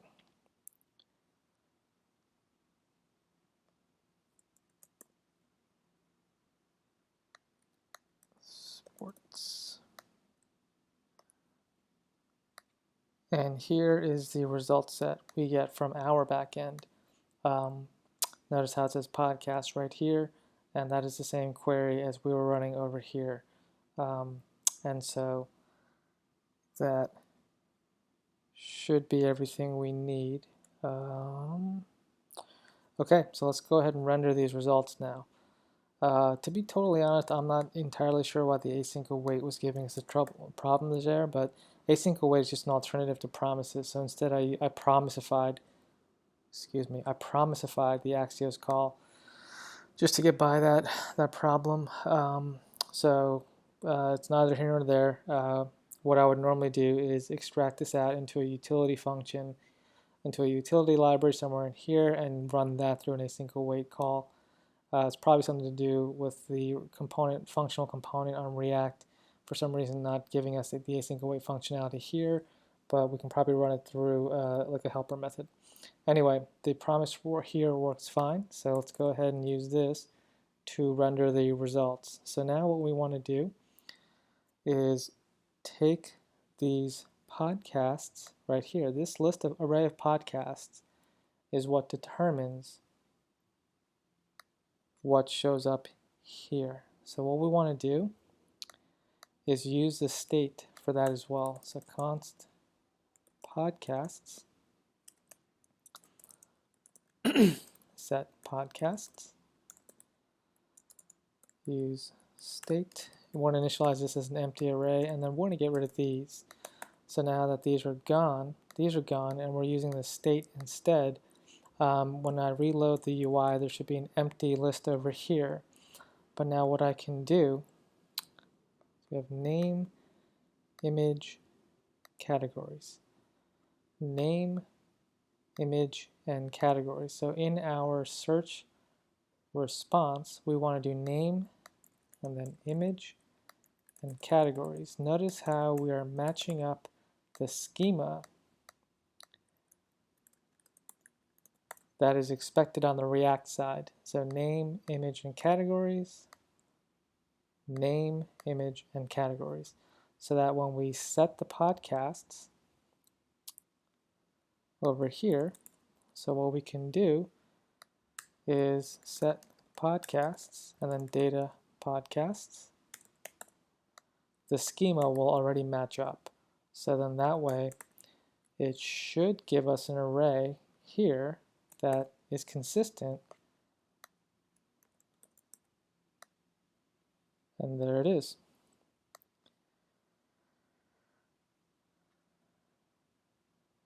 Getting some undefined here, I'm not really sure what's happening, but these were all podcasts over here from the iTunes search results. And then if I want to try something like politics,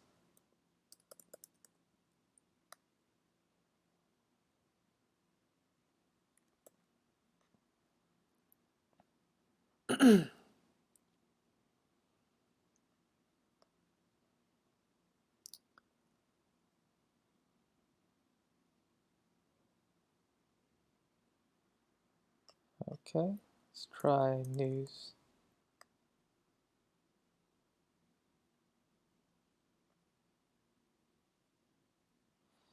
Must be getting a lot of the same results, so that's kind of strange. Let's see what we're doing here.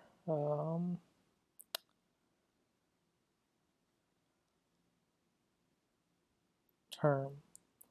So we want to pass in term to the search body. So let's see what we're getting for a URL here, because the results are the same every single time. So I'm probably making a mistake in the search query itself somewhere.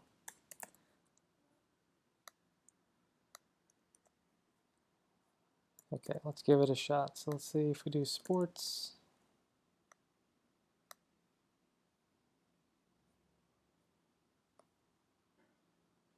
Oh, you see here the search is undefined, the term is undefined. So iTunes is just running this search every single time. So let's go ahead and fix that. So we're looking for the term over here in the request body, and I am passing it in as term, but this is probably should be data, excuse me, not the body. So let's try that again. Let's reload the UI here and do sports again. Search term. Okay, so this should be that.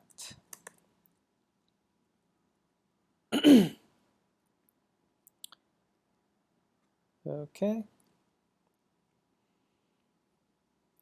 Let's try it again. There we go. Now we're seeing sports over here, and the term says sports right there. Hopefully you can see that. Now if I try something like news or politics, let's try that instead. Politics. Let's get rid of that. And now the results change, and the results are more consistent with what we were looking for, what we searched for. Something I forgot, by the way, is we need to, when we create an array of here, right here, the key is a podcast ID, but we did not assign a podcast ID in the API handler. So there is no ID in here, so we're just returning null every single time, and that's why we're getting that key error. That's why we're getting that key error before. That's not showing up now, but let me just run it again so you can see what I'm talking about. Right here. That's because the key is returning null every single time, and that's no good. So what we want to do is return the actual search ID, the podcast ID. Apple, I'm sure, provides that. So let's go ahead and find it in our test endpoint right here. It's always good to have a test endpoint for things like this. So I'm going to restore the test endpoint with the results directly from iTunes, and then we're going to hit the test endpoint,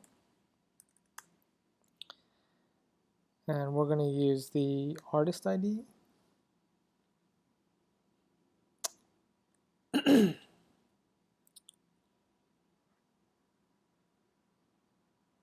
Yeah, let's go with that, artist ID. Okay, so let's go back here to the API and set an ID as the podcast artist ID. And this ID is what will be used for the key iterator over here, so we can get rid of that error. So let's go ahead and make sure that that happens.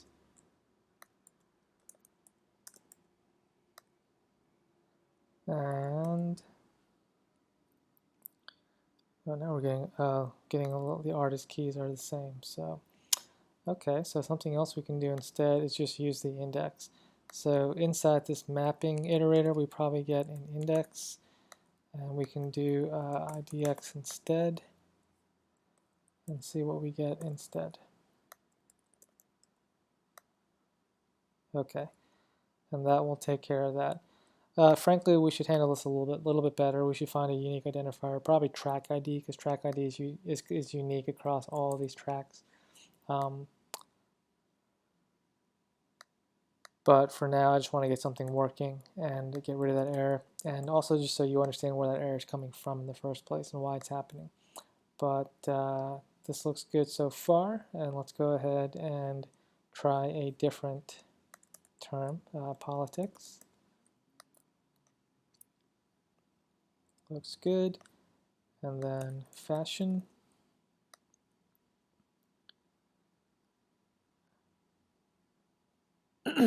Great.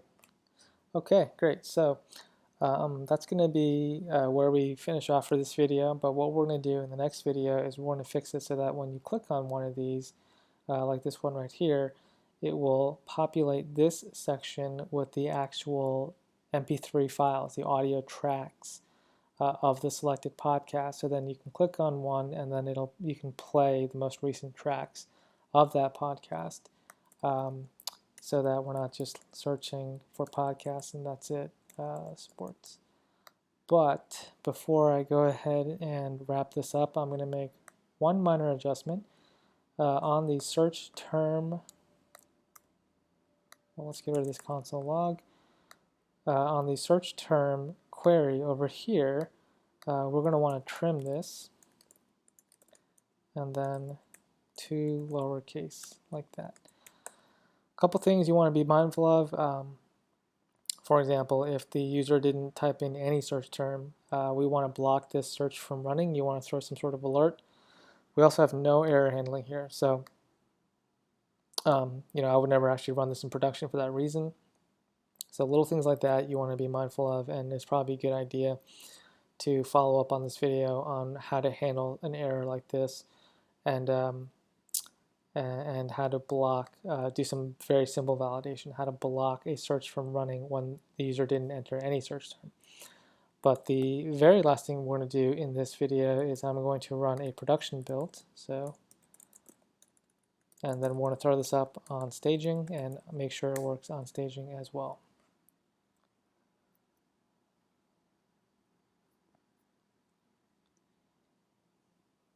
Okay, the production build is ready. Let's go ahead and throw this up on the staging environment and test it over there.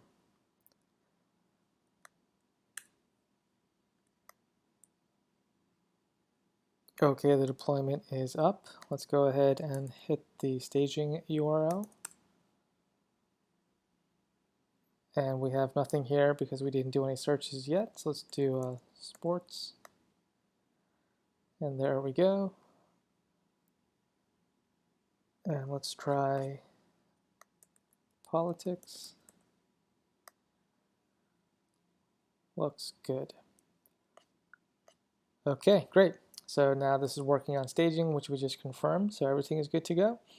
Hopefully got all that working. I apologize for the few mistakes that I made along the way, but we got those fixed up and everything is working on the live hosting environment as well. So hopefully the same goes for you. Thanks again for watching, and I'll see you in the next video.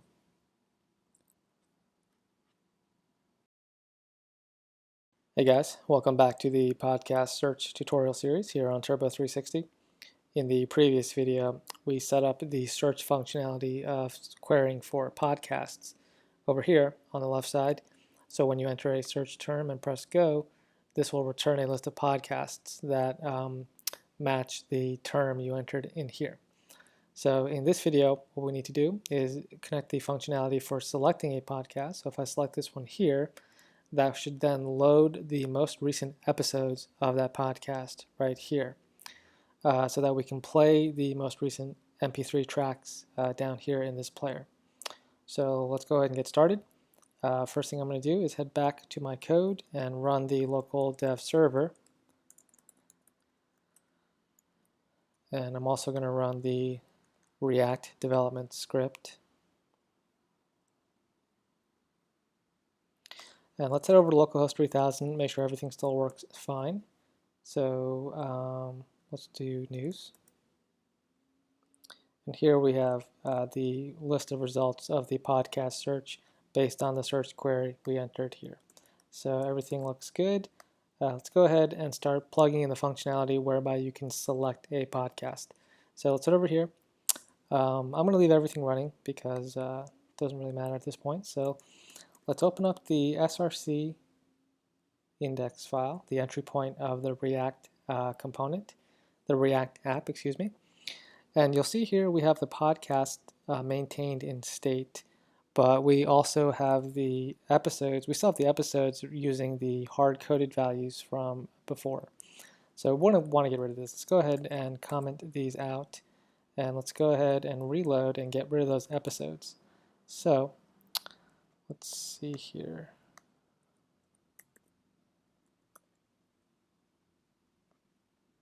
Oh, episodes not found. So we remove the episodes array and we want to maintain these in state instead. So episodes and set episodes, and just like the podcasts, we want to initialize these as an empty array. So let's go ahead and save that, and let's take a look at what we get. So now we have basically an empty UI because we don't have any searched podcasts and no episodes. But if I do a search right now, this populates, and if I click on one of these, it should render the episodes of that selected podcast. So let's go ahead and set up the state for the selected podcast. So we have podcasts, an array of podcasts, and let's do a state for selected podcast and set selected podcast and use state, and we want to initialize this as null. Let's just make sure nothing breaks over here. Everything looks good. Now let's go ahead and on each one of the podcast row components, we want to have a function which gets called whenever the user clicks on a podcast to select it. So let's go with a function called onSelect, and that's going to be select podcast. This function doesn't exist right now because it'll crash if we save it. So we need to create that function. And it will take a podcast, and let's do console log podcast.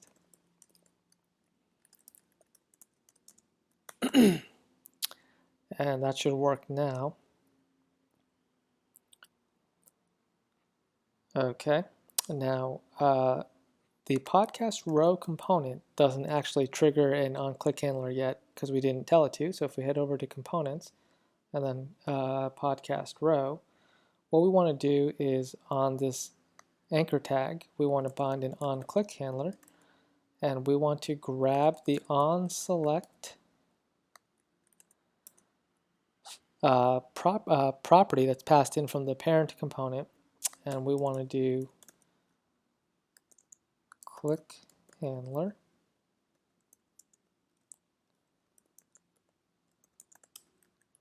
It's going to take an event. We want to prevent the default, and then we want to call onSelect with the podcast passed in, and for now we'll just pass back the name, and that's it. And then don't forget to bind the click handler to the anchor tag, and that should connect the click handler of each podcast row. So we want to reload. I'm going to open up the console here. Let's clear out this stuff. Let's do a search. And so now each one of these should have that click handler binded to it. Select the podcast. So we did get this callback right here, but I didn't console log anything. So let's go ahead and console log the actual podcast that's returned, like so.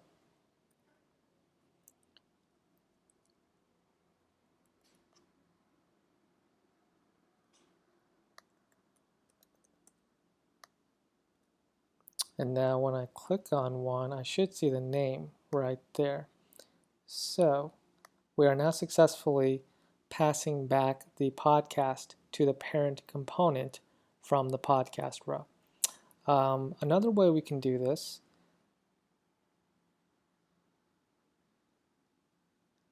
let's see here.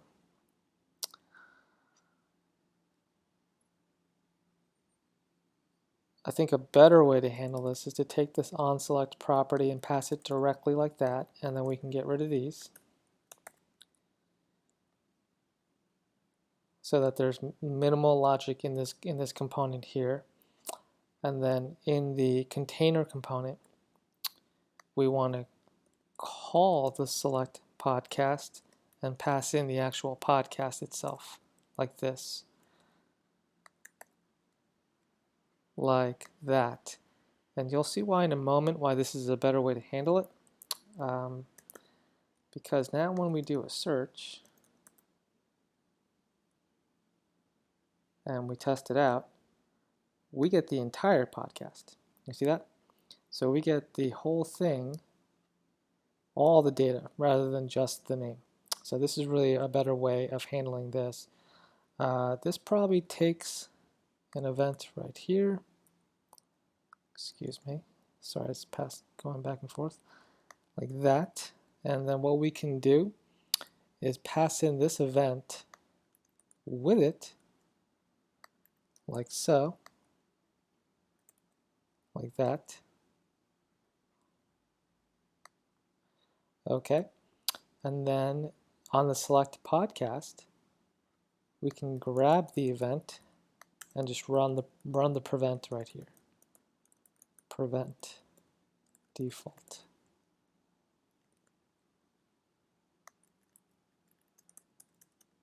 Like so. And the reason we're doing this is because we don't want it to actually go to the anchor tag, right? We don't want that to happen. So if we do search now, now we'll get the entire podcast JSON, and it will not navigate to the anchor tag. This is a much better way to handle it. And so now this is how we can select the podcast. So here we can take the podcast that's passed in, and we can do set selected podcast, and then just do that. And so now we have the selected podcast maintained in state. Maintained in this state object right here. Let's see.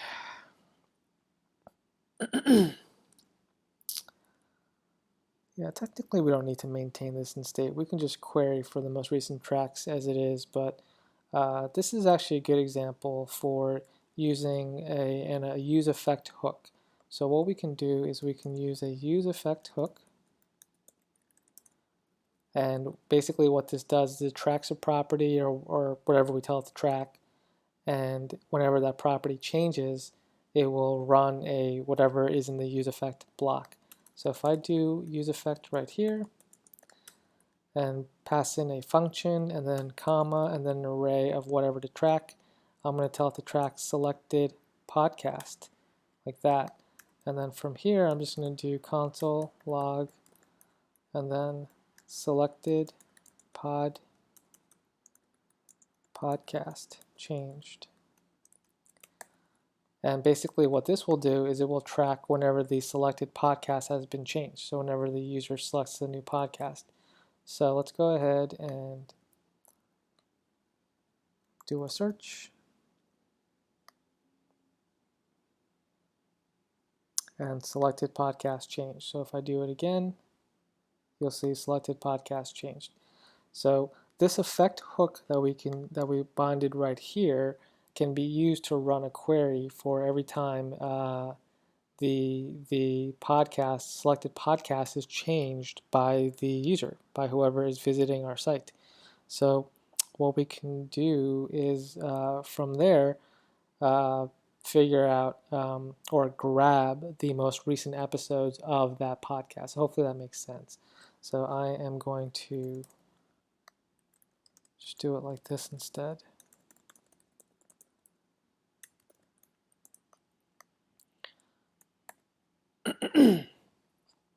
Okay, let's go ahead and try that again real quick. This should be selected podcast.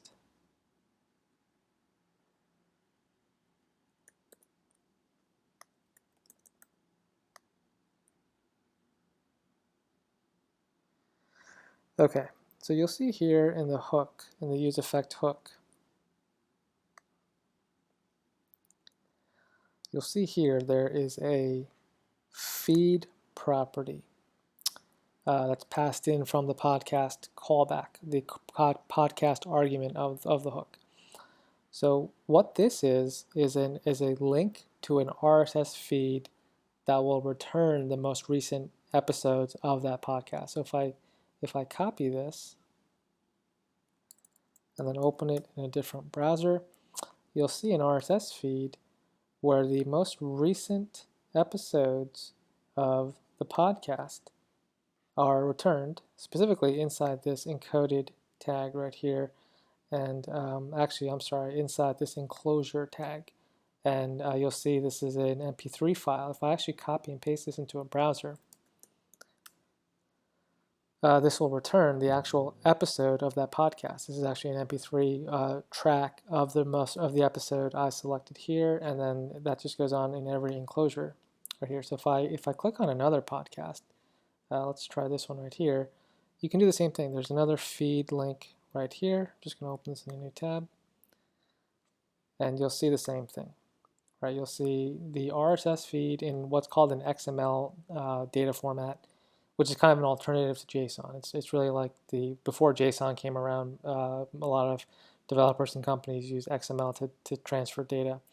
And you'll see down here inside the enclosure tag, you'll see the audio file for a recent episode of this particular podcast.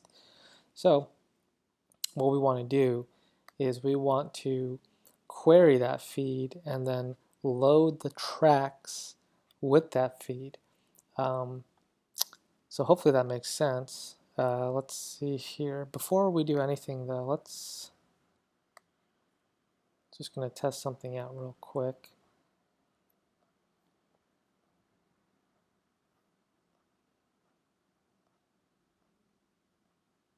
Oh, let's get rid of these now. I'm going to get rid of this array. And okay, so what we want to do, never mind that test, I was just got distracted real quick. So what we want to do is now query the XML feed here for the most recent list of podcast tracks.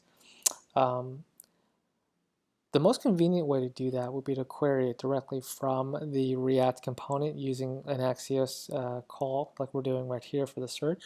But the reason why we didn't do that earlier is because there might be what's called a CORS issue. So we want to actually run the query from our backend. So let's go back to our main.js route and set up a feed handler. So this is going to be a get. And let's go ahead and set up another get handler for feed, and that will return a request, response, and a next function with those arguments.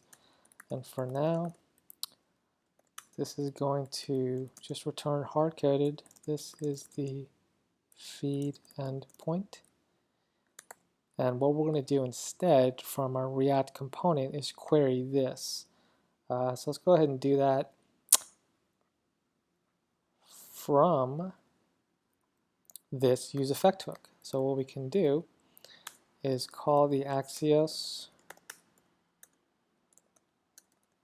URL, and that's going to be our feed. Let's see, we want to also tell the method to be get.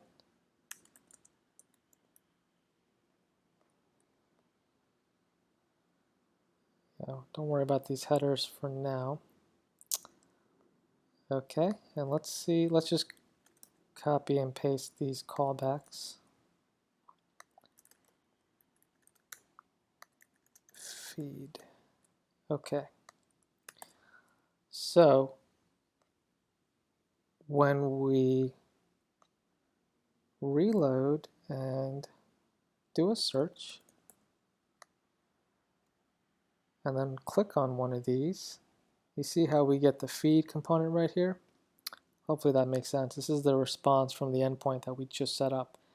And that's because we selected a new podcast. So if I clear this out and select another one, it's going to do the same thing.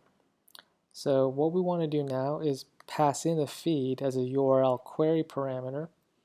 So really what we can do is we can take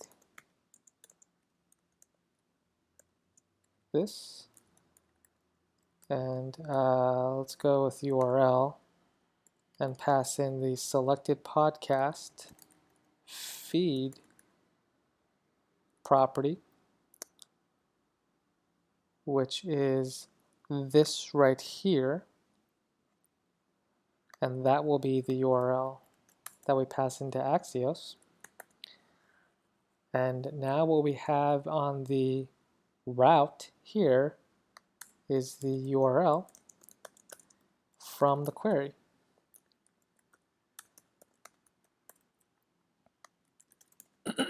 And for now, I'm just going to pass that right back. So it's just going to bounce it right back. And so if we go ahead and test that now,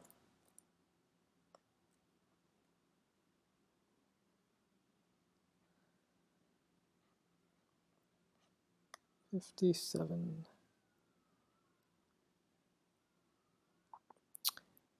Selected podcast.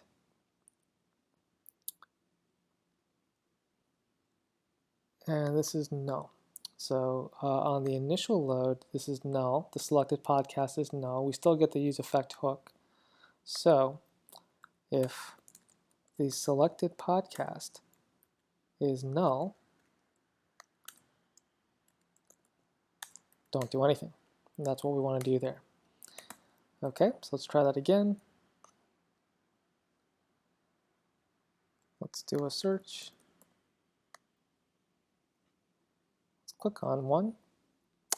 And here we have the return from the endpoint. And this does match with the feed that's passed in. So hopefully you got the same thing working on your end.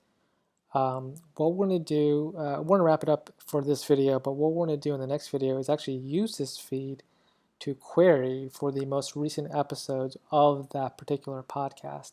And then we're going to render those episodes right here so that the visitor, the user, can actually play the most recent tracks. So hopefully that makes sense. Hopefully you got everything working. And in the next episode, we're going to actually render those tracks and complete this tutorial by allowing the viewer to actually play the podcast.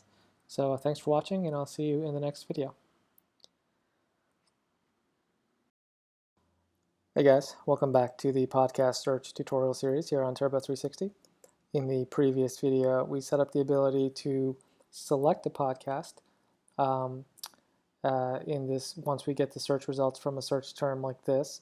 And now we need to actually query the podcast feed, RSS feed, to get the most recent episodes and then render those as tracks over here so that the user, the visitor, can actually play the podcast episodes. So we did set up a dummy endpoint in the last video as well to service those requests. In this video, we're going to actually connect that endpoint to the actual RSS feed of the selected podcast. So let's go ahead and do that. Here I am at the end of the last video. I am going to run the localhost server and run the React dev build and just do a quick run through just to make sure everything still works fine. So let's go ahead and check it out on localhost 3000 and open the console. And when I click on a podcast, we get this result from the dummy endpoint, which has the feed contained in it right there, the URL feed. So now we need to actually query that feed. So in the main route right here, we have that dummy endpoint over here. and the feed is being passed through in this URL query parameter. If we actually open this up in another browser tab, so if I open this up right here, you'll see the XML data of that RSS feed. And we're going to have to query this XML data and then return it back to the client side for the React component. So let's do that first. Let's go ahead and query the URL using Axios for that. So I'm going to get rid of this. And let's do response. And this is going to be a async await call using Axios. So don't forget the async prefix here. Okay, the URL is already provided to us. This is going to be a GET request. And we can leave it at that for now. We're going to parse out the data, so we can just go ahead and destructure that right away. And then we can just return this directly back to the client side, the data, like that. So this is really just a proxy to the RSS feed endpoint. So if we go ahead and try it out,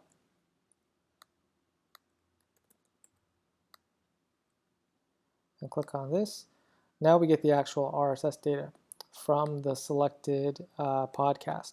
However, the RSS format's kind of hard to work through. It's not very clean. It's not a very good way of, a convenient way of parsing through all this data. You can do it, but it's just a hassle. So really what we want to do is convert this into JSON so that we can then parse it as raw JSON, which is a very comfortable, familiar format, and then render the tracks in here, the most recent episodes. So we're going to use a library for that, an npm library called Xml2Js. So here's the library. Let's go ahead and install this so we can use it. So Xml2Js. So I'm going to turn off the server and install, and don't forget to save it. And this library here will pretty much do exactly what we need. It'll take the XML data and convert it into JSON so that when we parse it out on the client side, we're parsing regular JSON instead of that weird XML format. So if we go back to the npm page, you'll see they give you a very basic example right here. We use the parse string function from the library, which will basically parse the string with a callback, error and result callback argument here. So in our main.js route, we have to import that function. I'm going to use a more modern ES6 syntax here, so we can just go ahead and do this instead. So now we have the parse string function imported from the Xml2Js library, and then we can use that in the feed endpoint here. We take the parse string function, pass in the XML data, and then this itself takes an error and result callback. So let's go ahead and pass that through. So, and we're going to get rid of this error, and let's call this JSON. And then we want to return the raw JSON. If there's an error, we will handle that. Handle error separately. Okay. So let's test it out. Let's run the local dev server.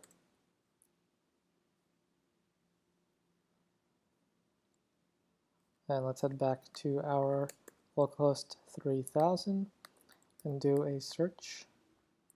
And when we click on this, we get the response back, but this time it is raw JSON, which is exactly what we want. If we highlight and copy the JSON payload and head over to this website right here, which parses it out for us, we can just paste it in right here and see right here the actual raw JSON.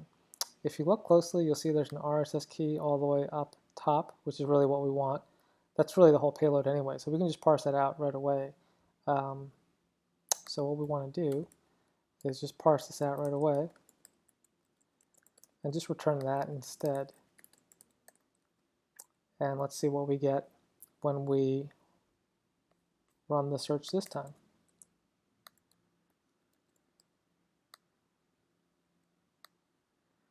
And here is the feed JSON object now. Let's copy that and go back to that formatting website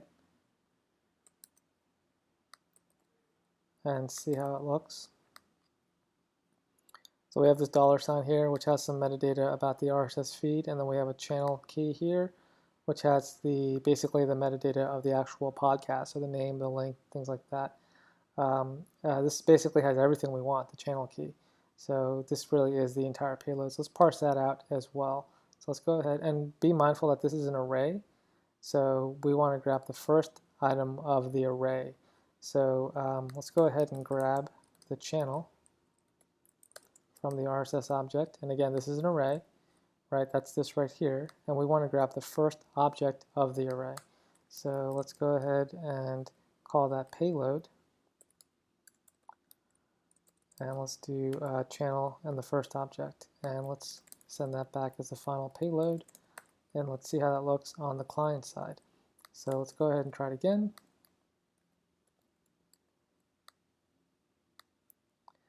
And here we have the payload right here. Let's copy that and see how that looks in the formatted JSON.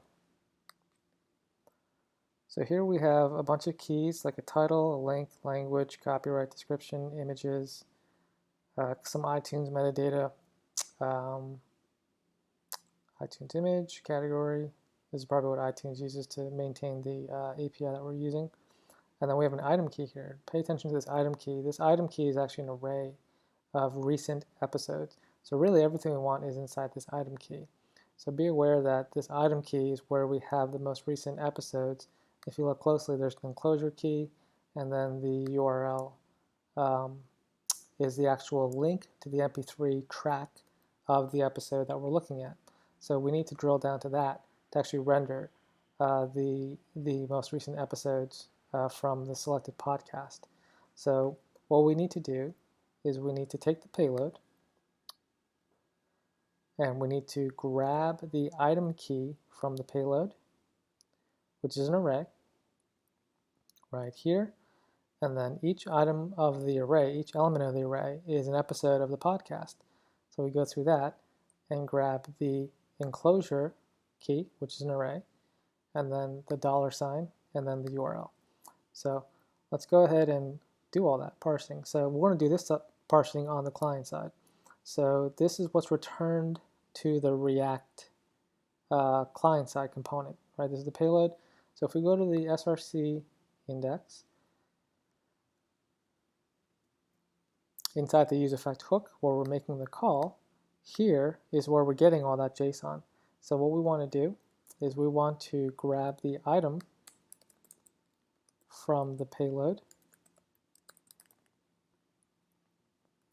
and for each, let's call it tracks, and we want to map through the item array. And let's put this inside of a parentheses so we can use the index. And then we can return a JSON object.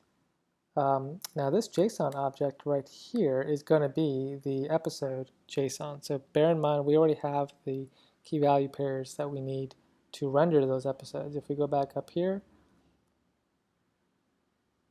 you'll see over here we need a ID, title, image, and a track URL. I'm just going to copy one of these and bring it back down. So right here, we need the ID. I'm going to use the index for that.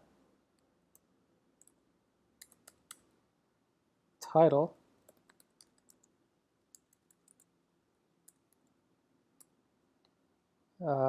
Image.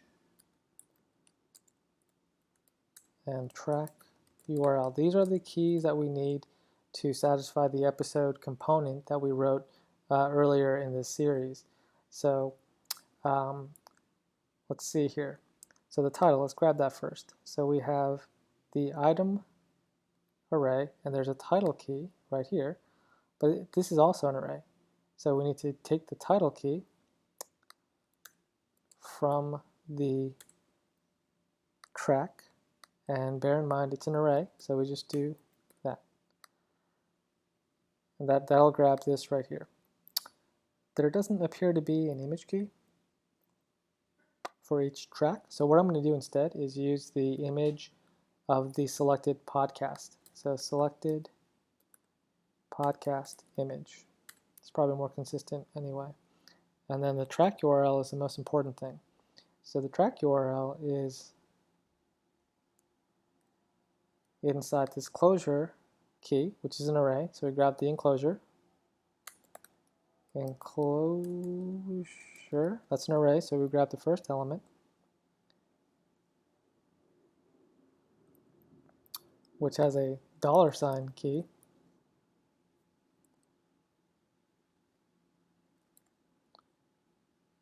which has a URL key. And that should be the track URL of that particular episode. Now we are mapping this into a tracks array, and the episodes list is stored in our episodes array in state. So we need to set the episodes. So what we do is we do set episodes,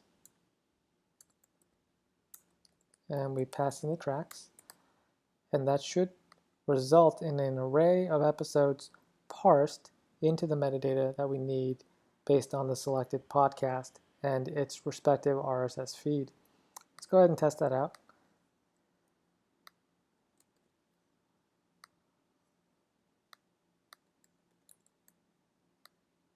So here we have our list of results. If I click on this, now we have the track list of the selected podcast, the first one.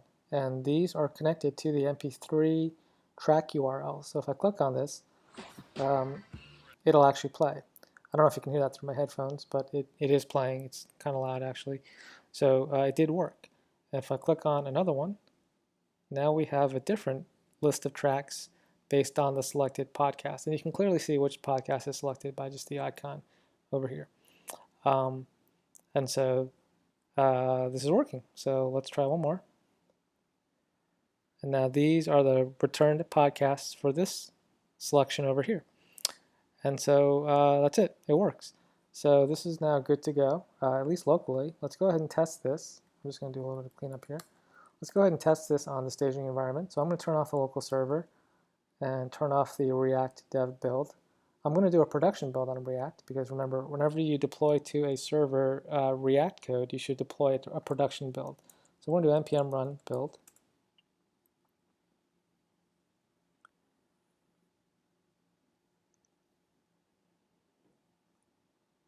Great. I'm going to do a quick local host test to make sure the production build also works on localhost.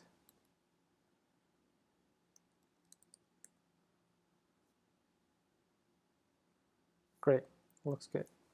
Okay, so this is running the production build. So let's turn this off and turn off the production build here. It wasn't watching anyway, it was already off. And let's deploy this to the staging server and confirm it on staging as well. So I'm going to go ahead and run this deploy script, and I'm going to pause the video while that's going up. Okay, the deployment is up. Let's head over to the staging link and see what we get.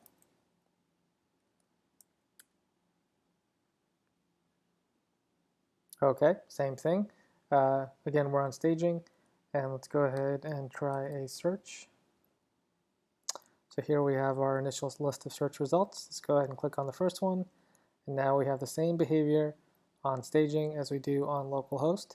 So everything looks good. Everything is working well. Let's play one of these tracks. Terrific. Okay, again, I'm sure you couldn't hear it, but it was coming through my headphones. So that's going to complete this series. Hopefully you got everything working on your end as well. There are a few things that are worth investigating on your own just to do some polishing up, some sort of finishing touches. That I would normally do if I was going to actually make this for a real project. Most notably, when you reload, you'll see a very empty UI, which is it's not a very good user experience. So I would build in a default search here, maybe news or recent events, something like that, so that something always shows up. So if I do politics, so this could be like a default value, right? But even with the default value, there's nothing actually showed up over here. So if you click on one, you should have the first one always being the default selected podcast, so that when a user visits this page, your site, the user will always see something. We don't want them to see just a blank screen. That's kind of a weird user experience. So I would consider that as something as an optimization. Something else I would do to try and experiment on your own is when I do another search query, and I press go, there's going to be a moment where there's a lag until the results are returned. You might want to do like a loading indicator, although it's really fast, so it might not be necessary. But that's another optimization you might want to consider. So there's a lot of things you can do with this project to make it more polished and more sort of production grade. But if you got it working this far, it's pretty good, pretty impressive, and yeah, so that's it. So hopefully everything's working on your end. Thanks again for watching, and I'll see you in the next tutorial.